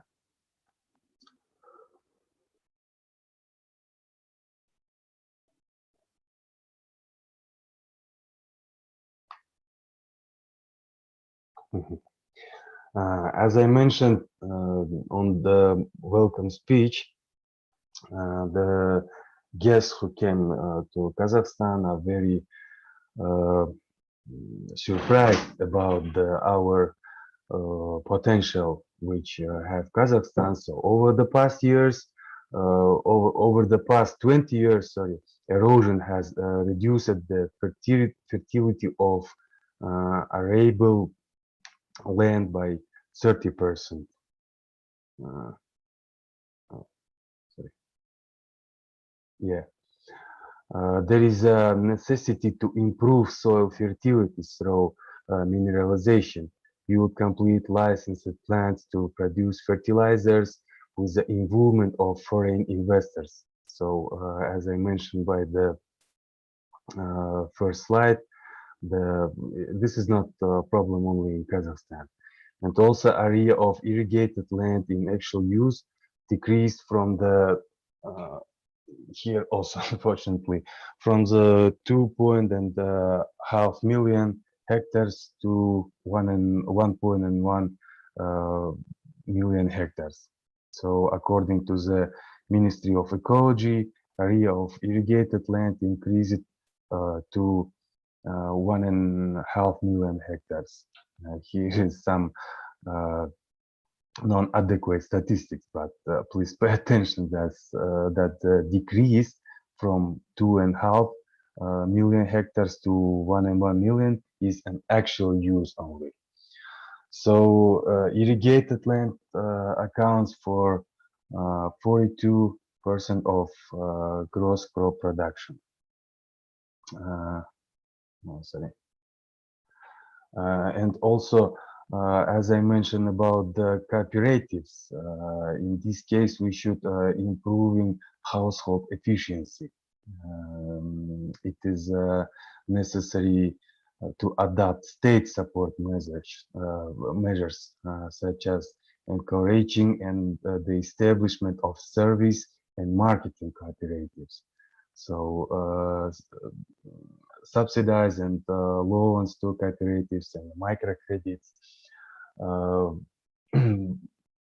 The marketing is one of the main problem, I think, for the farmers. I will stop about it on the next lectures. So training of employees of private farms in farming skills, application of new technologies, introduction of high yield crop varieties, animal breeds, and etc. And as I said on the previous slides, these tasks are providing in Kaznau, in the situational center. So here you can see the share of imports for selected agricultural products. This is I mentioned about the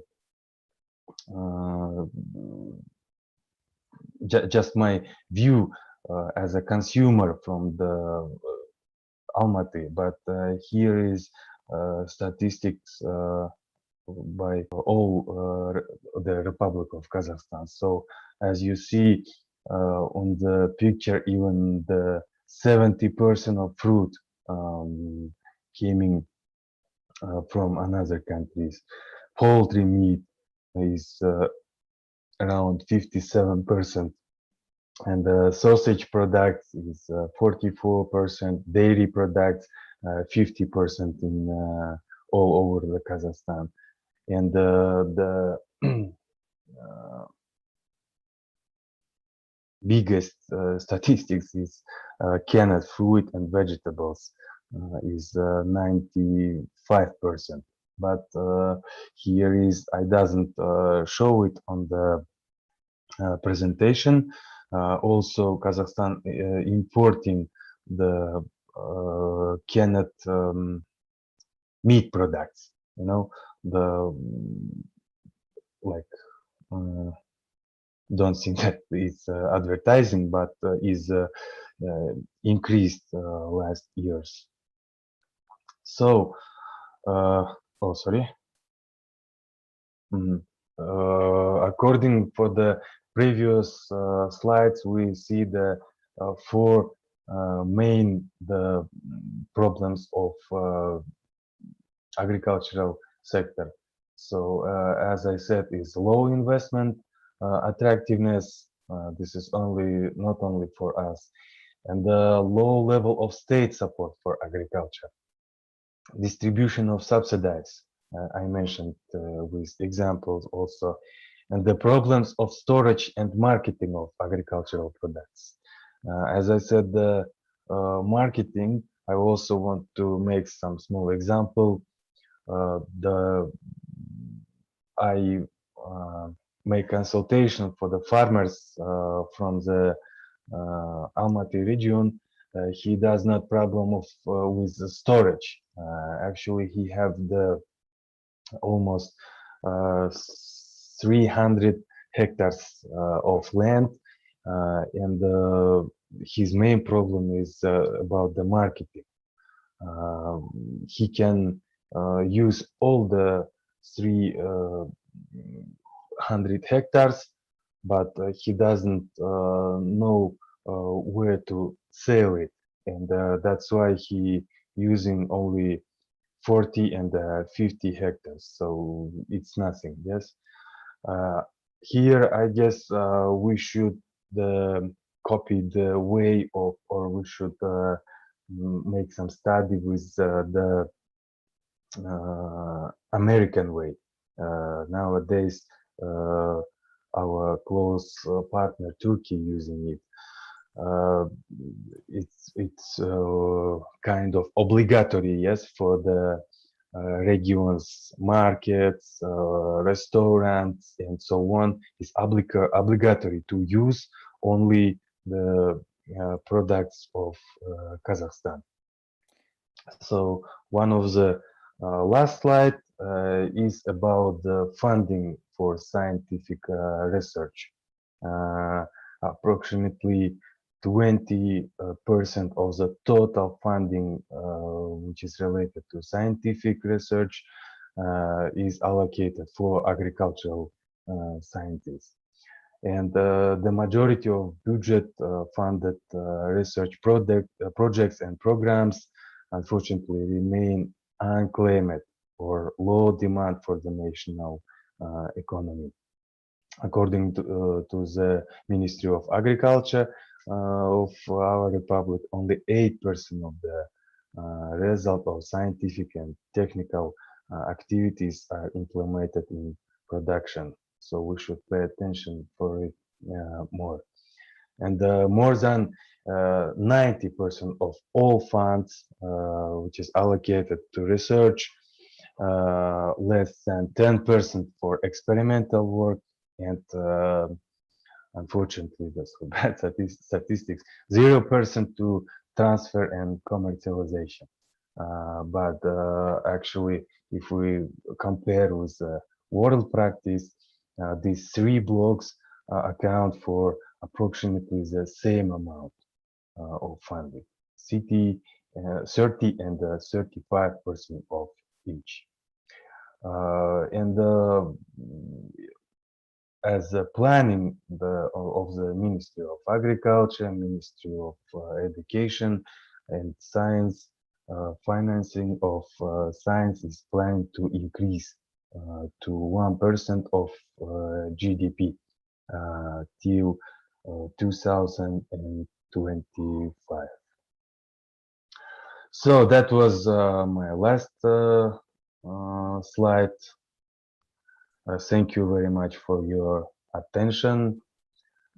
If you have any question, dear participants, I am ready to answer it.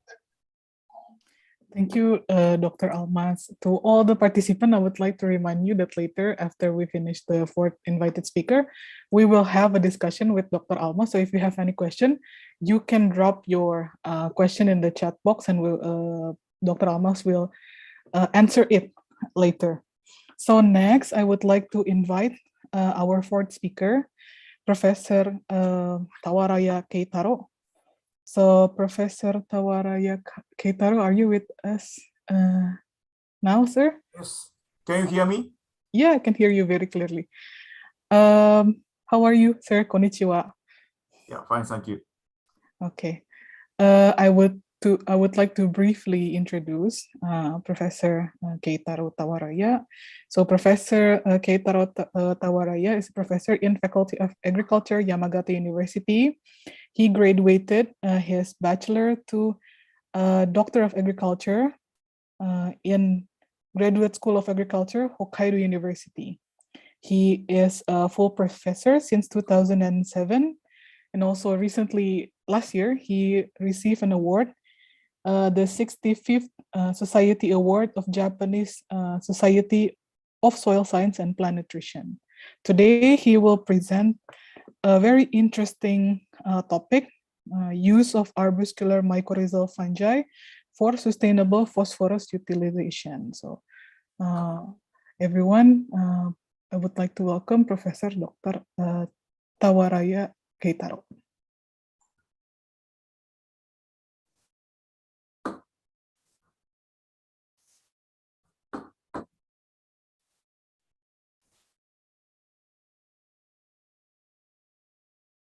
Can you see my slide? Yes, very clear, sir. Good morning and good afternoon. It is my pleasure to attend the International Student Conference, Sustainable Farming System Adopter and Adaptive Technologies. I would like to thank the organizing committee and moderator. I would like to talk these three topics today: phosphorus resource and the roles of avascular mycorrhizal fungi. Second, reduction of phosphorus fertilizer application with avascular mycorrhizal fungi. And third, acquisition of soil organic phosphorus by avascular mycorrhizal fungi. This is depletion of phosphorus resource in the world. Phosphorus fertilizer is made from rock phosphate. Phosphorus production will be peak at around 2030 and decrease.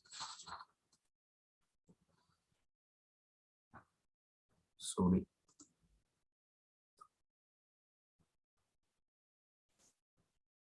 This is phosphorus cycling in agricultural system.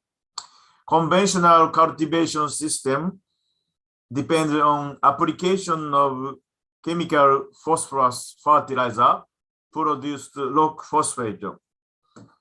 Utilization of organic phosphorus is necessary for sustainable crop production.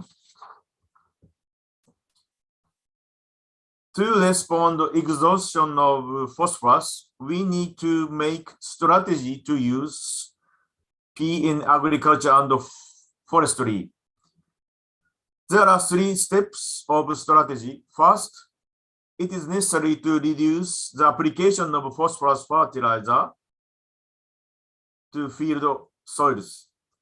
Farmers apply excess amount of phosphorus fertilizer because there is no toxicity of phosphorus fertilizer, and the phosphorus fertilizer was not expensive until now. Next, it is necessary to improve phosphorus use efficiency of crop plant. Modern plant breeding program has focused on yield under intensive condition. Finally, phosphorus must be recycled in each country or region. Use of avascular mycorrhizal fungi can reduce phosphorus fertilizer application and acquire soil organic phosphorus. This is mechanism of phosphorus uptake by avascular mycorrhizal fungi. Avascular mycorrhizal fungi make symbiotic association with 80% of land plant. Spore of mycorrhizal fungi germinate and elongate extralogical hyphae into soil, and hyphae enter host plant root, and highly branched avascule are formed inside the root. Here, avascules, fungi receives sugar from host plant and supply phosphorus to plant. extralogical hyphae further extend into soil and take up phosphorus. Therefore, colonized plants take up more soil phosphorus than non-colonized plants. This is mechanism of increased phosphorus uptake of plants. This is pot culture experiment with onion at 3 soil phosphorus levels: low, medium, and high soil phosphorus level. This is non-inoculated plant. This is inoculated plant. Shoot growth. This shoot growth of onion plant was higher in inoculated than non-inoculated plant. And this difference is smaller at high phosphorus levels. This is other this is other example. 3 phosphorus, 3 different cultivars of Arium fistrosum were grown without and with mycorrhizal fungi. Growth of mutualistic cultivar was always higher in inoculated plant. So this is a mutualistic cultivar, and this is commensalistic cultivar. This is parasitic cultivars. Black color is inoculated plant, and white is non-inoculated control plant. So this is soil phosphorus level. This is shoot dry weight. Growth of mutualist cultivar was always higher in inoculated plant than that of control plant. On the other hand, growth of parasitic plant was lower in inoculated plant than uninoculated plant at medium to high phosphorus levels. This is the relationship between root length of plant and mycorrhizal dependency. Mycorrhizal dependency is degree of growth change due to mycorrhizal colonization. There was a negative correlation between root length and mycorrhizal dependency. Cultivar with small root system cannot take up enough amount of phosphorus. Therefore, these cultivars highly depending on mycorrhizal fungi. Next, I would like to talk about reduction of phosphate fertilizer application with inoculation of avascular mycorrhizal fungi. This is, response of plant to mycorrhizal colonization in different among plant species or cultivars. Onion, Welsh onion, garlic, asparagus are members of genus Arium. And the root system of Arium plant is smaller than that of other species. This is root weight. So root system of Arium plant is smaller than other crops. Therefore, heavy application of phosphorus fertilizer is necessary for growth of Arium plants. This is inoculation of commercial avascular microfungi for Welsh onion. Post-plant with Arium fistrosum, and treatment was uninoculated control and Japanese commercial inoculum Gromus R10. There were 4 soil phosphorus levels: 300, 600, 1000, 1500 milligram P2O5 per kilogram. And the growth period was 189 days after sowing. This is commercial avascular mycorrhizal fungal inoculum in Japan. So we inoculated this fungi. And for growth of Arium plants, we use paper pot system. So sterilized soils were packed in this paper pot system, and inoculum of avascular mycorrhizal fungi mixed with this soil, and those seedlings were grown 30 to 40 days under nursery condition. So we prepared colonized and uncolonized seedling and transplanted to field. This is field inoculation experiment. Before transplanting, we prepared field plot, randomized design, and this is growth of Arium middle of growth. And this is growth of allium at harvest time. This is mycorrhizal colonization. Mycorrhizal colonization is degree of mycorrhizal fungi inside the root. 0 mean no mycorrhizal fungi in root. 100 mean all root were colonized by avascular mycorrhizal fungi. X-axis is soil phosphorus, available soil phosphorus levels. There were 4 soil phosphorus levels. Blue color is inoculated plant and white color is uninoculated control plant. Colonization was higher in inoculated plant than uninoculated plant. At time of transplanting, there was no colonization in uninoculated control plant. However, at harvest time, there was colonization was observed on inoculated plants. So these colonization were by indigenous avascular mycorrhizal fungi. This is shoot phosphorus uptake. This is control plant. This is inoculated plant. Shoot phosphorus content was higher in inoculated plant than uninoculated plant. And uninoculated plant shoot phosphorus content was increased with increase of soil phosphorus application.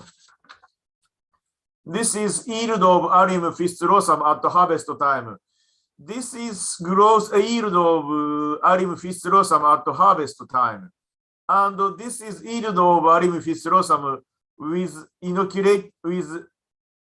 inoculation.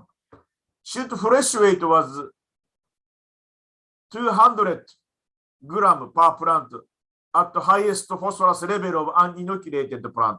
On the other hand, shoot fresh weight of inoculated plant was 200 gram per plant at 300 milligram of phosphate, and there was no difference between 300 and 1,500 gram of phosphate. This is growth of allium fistulosum at the harvest. Left side is uninoculated plant. So you can see growth of plant increased with soil phosphorus level. On the other hand, inoculated plant was already higher at the lowest phosphorus level. So this means if we inoculate avascular mycorrhizal fungi at the low phosphorus level, shoot fresh weight was not different from that of uninoculated plant. So this means if we use avascular mycorrhizal fungi, we can reduce soil phosphorus level from 1,000 to 300 level. So this means avascular mycorrhizal fungi can reduce application of P fertilizer. Next, balance of P fertilizer and avascular mycorrhizal fungi. This is price at 2008. Superphosphate was $0.5 per kilogram. Application rate was this one. Amount of total cost of superphosphate was this one. And commercial avascular mycorrhizal fungi is still expensive in Japan, $8 per kilogram. And the total cost is $2,000. But balance was $3,000. So farmer can reduce cost of production of allium fistulosum with inoculation of avascular mycorrhizal fungi. Finally, I would like to talk acquisition of soil organic phosphorus by avascular mycorrhizal fungi. As I already explained, the mechanism of phosphorus uptake of avascular mycorrhizal fungi is extraradical hyphae. On the other hand, some plants release acidophosphatase under P deficient condition. Acidophosphatase can solubilize organic phosphate such as sugar phosphate, ATP, DNA, phytate. Lupinus is well-known plant to release acidophosphatase under P deficient condition. On the other hand, available soil, so avascular mycorrhizal fungi take up available soil phosphate or these forms. The other form of soil phosphorus is aluminum ion, or this is unavailable form. Also, inositol phosphate, nucleic acid, phospholipid, sugar phosphate. These are also unavailable soil phosphorus for plant. So some plants can release organic acid or phosphates to solubilize such unavailable phosphorus. But such function is limited only some plants. It is not known whether extraradical hyphae acquire soil organic phosphorus. From 1967, there was first report, mycorrhizal plant absorb more unavailable soil phosphorus than non-mycorrhizal plant by Madoff et al. And mycorrhizal plant may absorb unavailable soil phosphorus, Boran et al. And acid phosphatase was detected in soil of hyphal compartment of Glomus mossy, Tarafda and Marshner, 1994. Mineralization of organic phosphorus was shown with root organ culture, Coide and Cavia 2000. But it is difficult to collect hyphal exudate. So breakthrough technique was necessary for collection of hyphal exudate of avascular mycorrhizal fungi and detection of organic and phosphatase. We developed a two-compartment pot culture system for collection of hyphal exudate. This is two-compartment pot culture system. Inside is root compartment or mycorrhizal compartment. Root and hyphae grow inside this compartment. So there was 30 micrometer nylon mesh. Only extraradical hyphae can go through this nylon mesh. So in hyphal compartment, only extraradical hyphae of avascular mycorrhizal fungi were grown. So we buried ceramic tube to collect soil solution. So we collected this solution. This soil solution containing hyphal exudate of avascular mycorrhizal fungi. So we measured organic acid in this solution. G. margarita is avascular mycorrhizal fungi. So this is root compartment and this is hyphal compartment. Citric acid was detected in rhizosphere soil solution of inoculated plant, and malic acid was not detected. So we clarified by this system we could correct hyphal exudate of avascular mycorrhizal fungi. Next, we used the root organ culture system of Linum asterosum in two-compartment plate. So this system inoculated plant grow without shoot, and there is wall between this compartment and this compartment. So you can see this is root and this is spore and extraradical hyphae. This is extraradical hyphae of avascular mycorrhizal fungi. So this hyphal compartment, only extraradical hyphae were grown. So we collected this solution and we detected the acid phosphatase activity by activity staining of gel. And acid phosphatase activity at 187 kilodalton was observed exclusively in the presence of the fungi in the solution obtained from the mycorrhizal and hyphal compartment in the solution. This activity was also detected in hyphal extract collected from sand culture or in vitro cultures, but neither in the exudate of non-mycorrhizal roots growing hydroponic culture nor in root extract irrespective of mycorrhizal status. So we clarified this acid phosphatase was released from extraradical hyphae of mycorrhizal fungi. Next, we clarified the effect of soil phosphorus status on release of acid phosphatase with this two-compartment pot system, Rhizophagus scleratus inoculated, and 3 low and 30 micromolar of phosphate. And the host plant was Rhinum astillosum, and we detected acetophosphatate activity in hyphal exudate.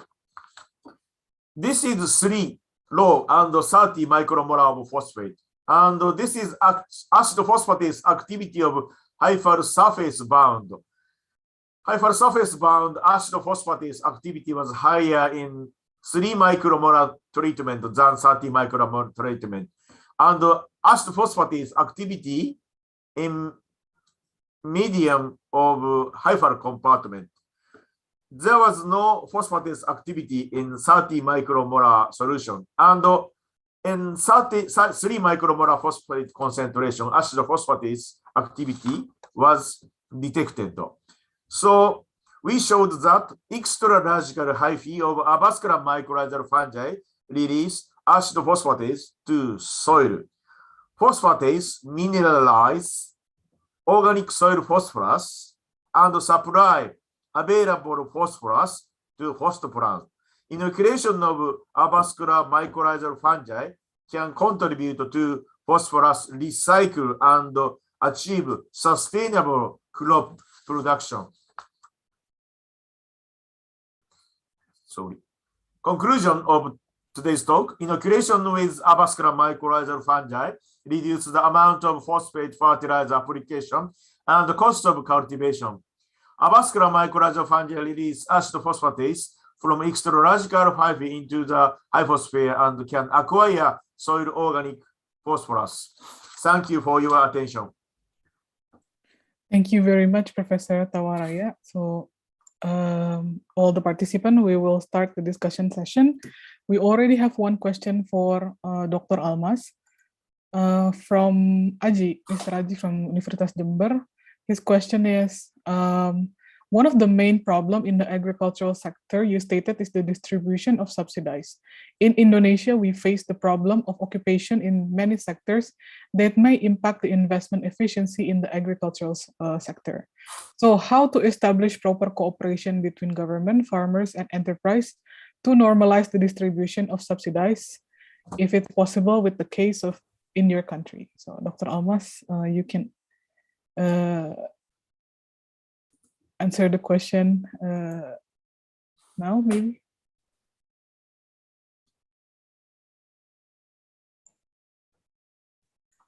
Yes, Dr. Almas, are you still with us now? Oh, I think he left for some reason. Maybe. Professor Tawaraya, I have maybe a small question for you. So, one of the problem in Indonesia is acidic soil, Professor. So, and also maybe the bonding with aluminum and also metal, especially Fe. Okay, so will you recommend the usage of AMS in such condition? And also, is it possible to use? So a lot of Indonesia right now is going towards the use of peatland. So can AMF survive in this kind of condition, in anaerobic condition? So what do you think about that? Yes, thank you for your question. First question, in low pH soil, aluminum and iron phosphate is one of unavailable phosphorus. So some plant release organic acid such as citric acid, malic acid can solubilize, but that function is limited in some plant. And we clarified one avascular mycorrhizal fungi can release organic acid from extraradical hyphae. Now we are screening high organic acid releasing avascular mycorrhizal fungi. If you find such avascular mycorrhizal fungi, we can inoculate such fungi to agricultural products or tree, and such colonization can release acid, organic acid, and solubilize aluminum phosphate or iron phosphate in low pH soil in Indonesia. And the second question, I showed Rhizophagus cranus. This fungi was isolated from peat swamp forest, central Kalimantan. So I visited the peat swamp forest in central Kalimantan, and we studied colonization and of mycorrhizal fungi, and there are many tree species colonized with avascular mycorrhizal fungi. And today I did not talk, but inoculation of avascular mycorrhizal fungi can improve early growth of some tree species in peat soil. And we also tried to field work, and it's possible to remediate disturbed peat land with inoculation of avascular mycorrhizal fungi. So it can survive in a maybe an anaerobic condition or under water. Yes, in peat swamp forest in Indonesia, there is dry season and rainy season. So dry season, there is no so high water level. So peat soil is dried, and during dry season, mycorrhizal fungi colonize. And but permanently water lodged condition, mycorrhizal fungi colonized like pond and lake. But I understand in peat swamp forest in central Kalimantan, there is dry season, and it's now beginning of rainy season in Indonesia, but dry season from May, June, July, August.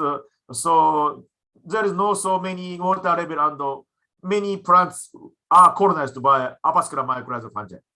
Okay, so it's have a potential, especially when you want to expand the usage of peatland. We can also apply mycorrhiza. Yes. Okay, thank you very much, Professor. We have a question. So one student raised hand here. Rifki from Unpad. So Rifki, you can unmute yourself. Okay, yes. Can you hear my voice? Yes. Okay, thank you for the opportunity. I'd like to ask to Professor Keitoro Tarwaraya, if we apply IM fungi to the soil, does the application of IM fungi need to be repeated? When is the best time to apply IM fungi on agricultural land? And how to maintain the presence of IM fungi in the soil after we apply the IM fungi? That's all my question. Thank you.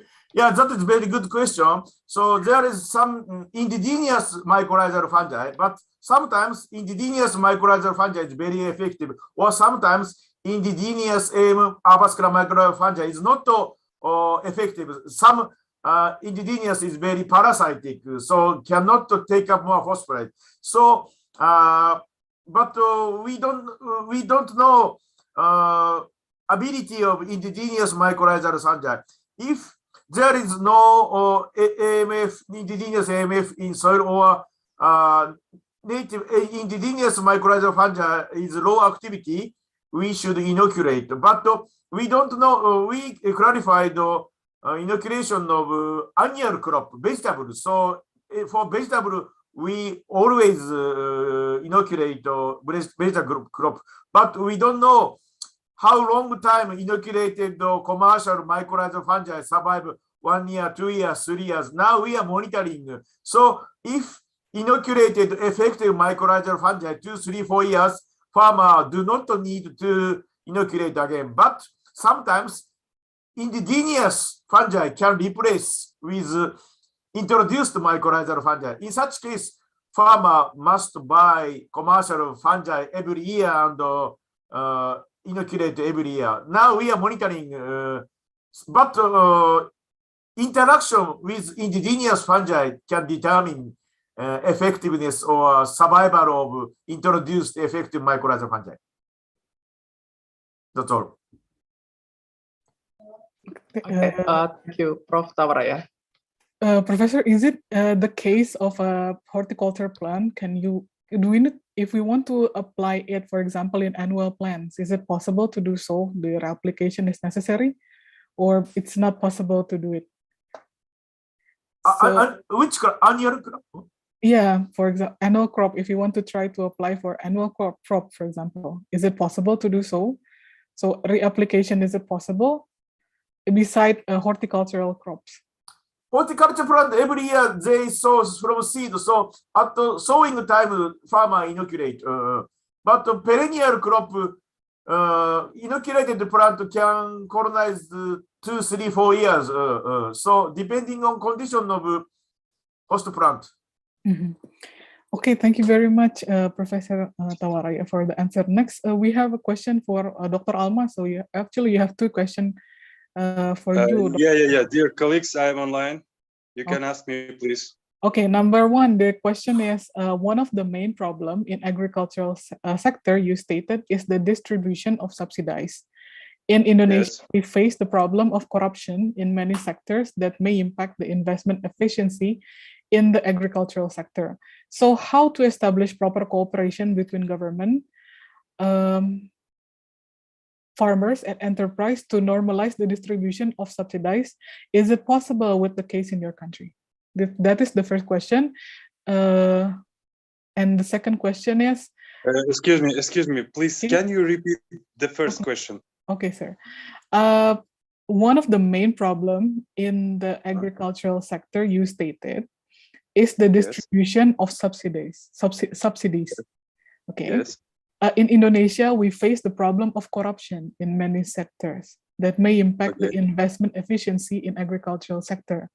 So how to establish proper cooperation between government, farmers, and enterprises to normalize the distribution of subsidies? Is it possible with the case in your country? Okay, thank you for your question. Unfortunately, about the corruption is also we face in Kazakhstan also this. But as I mentioned on my presentation, not with a picture, but I told that the distribution of subsidies, why I mentioned this problem, because the how to say, the distribution of the subsidies is came from the local budget. Let's say if you're living in Almaty, the high of level is level of life is very high, and that's why you get the reimbursement till the 80% of the your productivity. So if you are living in another part of Kazakhstan, is the subsidies came from the local budget, and if the life level is low, the how to say, the subsidies is also will be lower.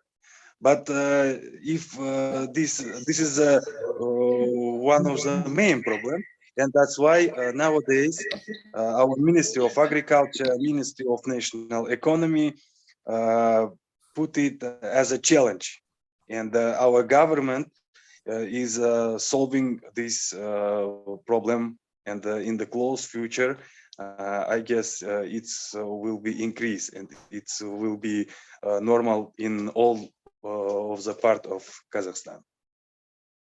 Okay, thank you very much, Dr. Alma. So we only have 5 minutes left. One more question maybe for Professor Tawaraya from student. So the next question is for me, sorry. For Professor Tawaraya. Okay. Okay, maybe from student. Iin, would you like to ask a question to Professor Tawaraya? No, I'm for Mr. Almas. Okay, how about Nathaniel? Nathaniel, are you asking to Professor Tawaraya? Yes, I have the question. Okay, please unmute yourself. Okay, thank you for the chance. Before I confirm my question, let me introduce myself. My name is Nathaniel Saliha. I'm from Pajajaran University, and my question is, how much the reduction of plant phosphate need so far by applying this fungi? Thank you for the answer, Mr. Tawaraya. Excuse me, could you ask again? I cannot hear your voice clearly. Can you repeat slowly? So, Okay. How much the reduction of plant phosphate needs so far by applying this fungus? So how much the plant phosphate requirement is met by applying AMF? Yes, that's depending on crop species. In case of armifistulosum, generally 1,000 milligram phosphate per kilogram general P concentration in Japan. But if we use mycorrhizal fungi, that can be 300 milligram P2 per kilogram. So reduction from 1,000 to 300 gram. So that is soil available phosphorus level, not the amount of application. So we usually measure soil phosphorus concentration is good indicator than amount of applied phosphate fertilizer. And this level is depending on vegetables need high phosphorus level. Sometimes other crop species like soybean need lower level. So depending on crop species. That's all. Okay, thank you, Professor Tawaraya. Thank you very much, Professor Tawaraya. For last question to Dr. Almas, maybe one of the students, Ian. Would you like to ask Dr. Almas? Okay. Okay. So Dr. Almas, there is a question for you from one of the students. Yes, I'm hearing you, but unfortunately I cannot use camera, okay? Okay, no problem, sir. Okay, Dr. Almas, good afternoon. My name is Iin from Universitas Pajajaran, Indonesia. I'm sorry. I want to ask about something nice to meet you. that... What? Nice to meet you. Nice to meet you too, sir. I'm sorry, I want to ask about something that you are present before. Sir, you said before that there are 95% commodities in Kazakhstan is canned fruit and vegetables. So my question is, what kind of material can that usually used in there? And what about the handling recycling of that can waste? So that's my question. Thank you. Okay, thank you for your question. As I understood, you would like to ask which canned fruits we import from another countries, right? Of course, the main of them is tropical foods like you know the just a moment, I forgot it in English. Pineapple, let's say, and also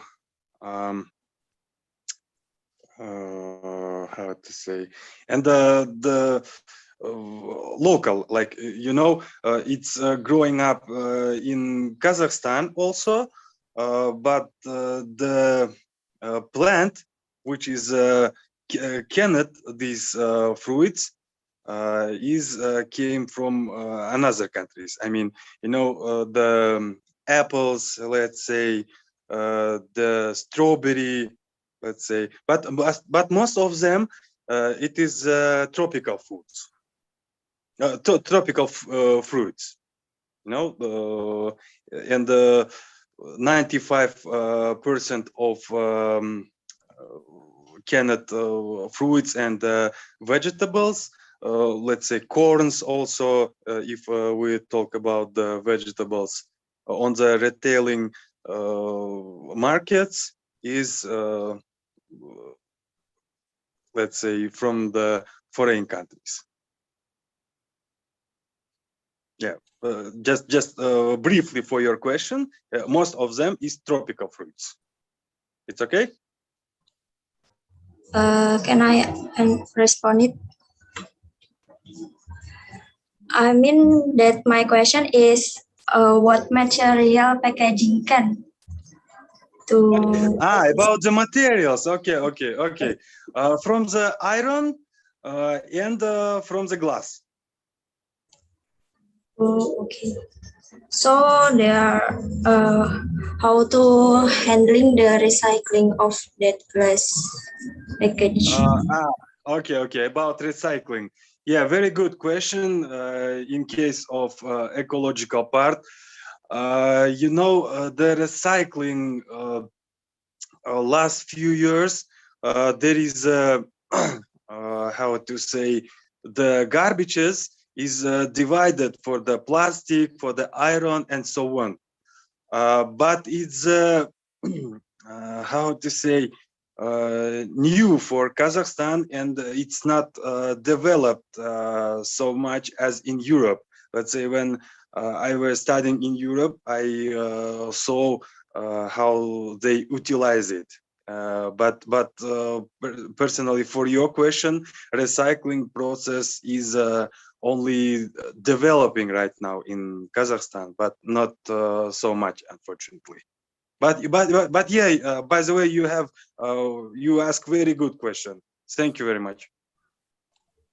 And thank you, sir, for your answer. Okay. Thank you very much, Dr. Almas, for your answer. So that was the last question. So we have reached the end of our discussion session for Dr. Almas and also Professor Tawaraya. Today I have a very fruitful, we hope all the students and the participants have a fruitful knowledge. So, and also thank you very much for the very nice presentation from Dr. Almas and also Professor Tawaraya.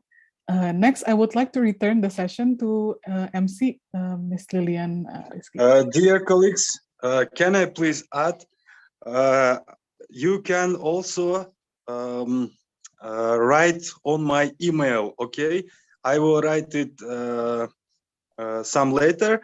Also, you can find me on Facebook, on Instagram. Today, I will make some publication and I will add your faculty. Miss Vera was so kind and sent me the page. So please, you can find me, you can join me, and also you can write on my direct, and I will ask any question. Okay. Okay, thank you very much. Thank you very much. Okay, so Ms. Lilian Rizky, I would return the session to you. Thank you for the opportunity.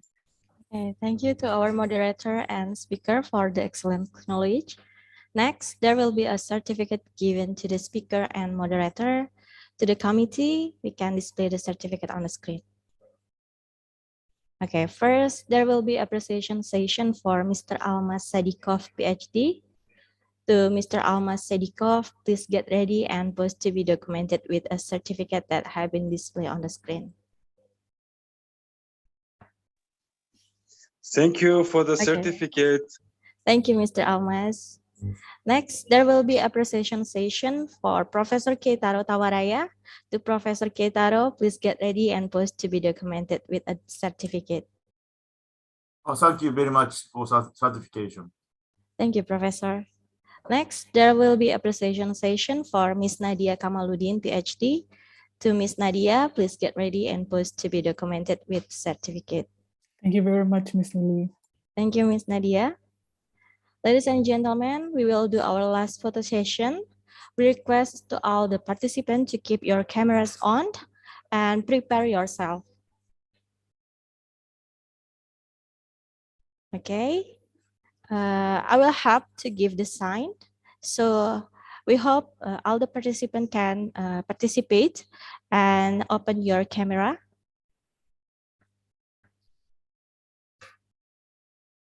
Okay.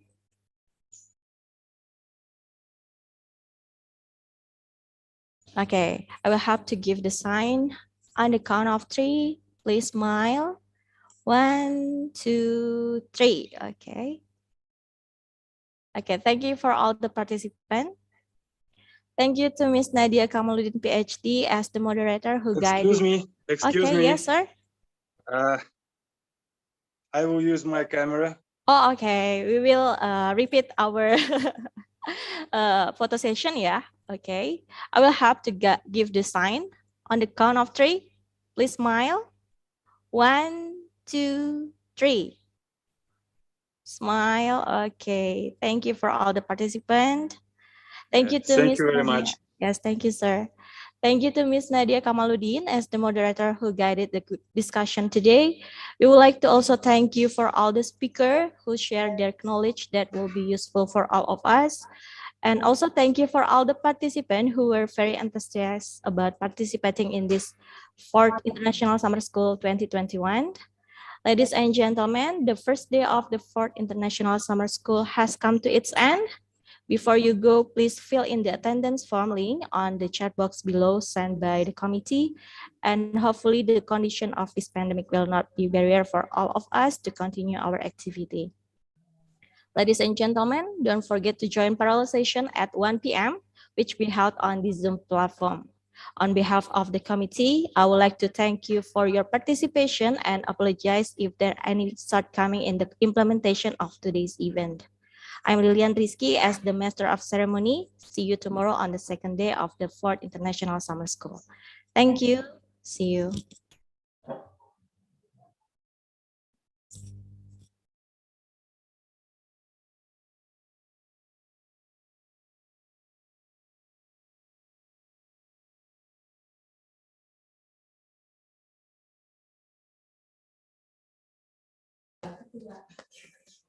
Thank you so much for all of your attention and time. And for the special speaker, Especially for all of the distinguished guest speaker, thank you for all of your time, energy, and also valuable knowledge. We'll see in the next session on 1 p.m. See you. See you.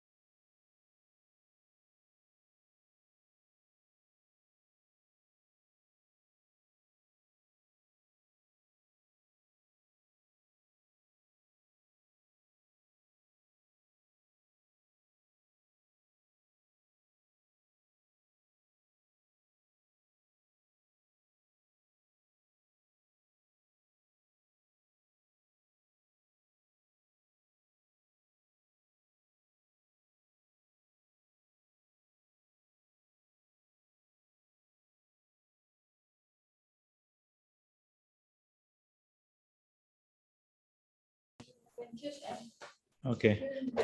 Good afternoon, ladies and gentlemen, Excellency, and all of my beloved participants. We invite all of you to join. Which one do you like? Might be you may join the first room, or even the second, or even the third one. Because there is no activity in main room, so you may listen the presentation of all speakers only in breakout room. So please feel free to choose which one room do you like.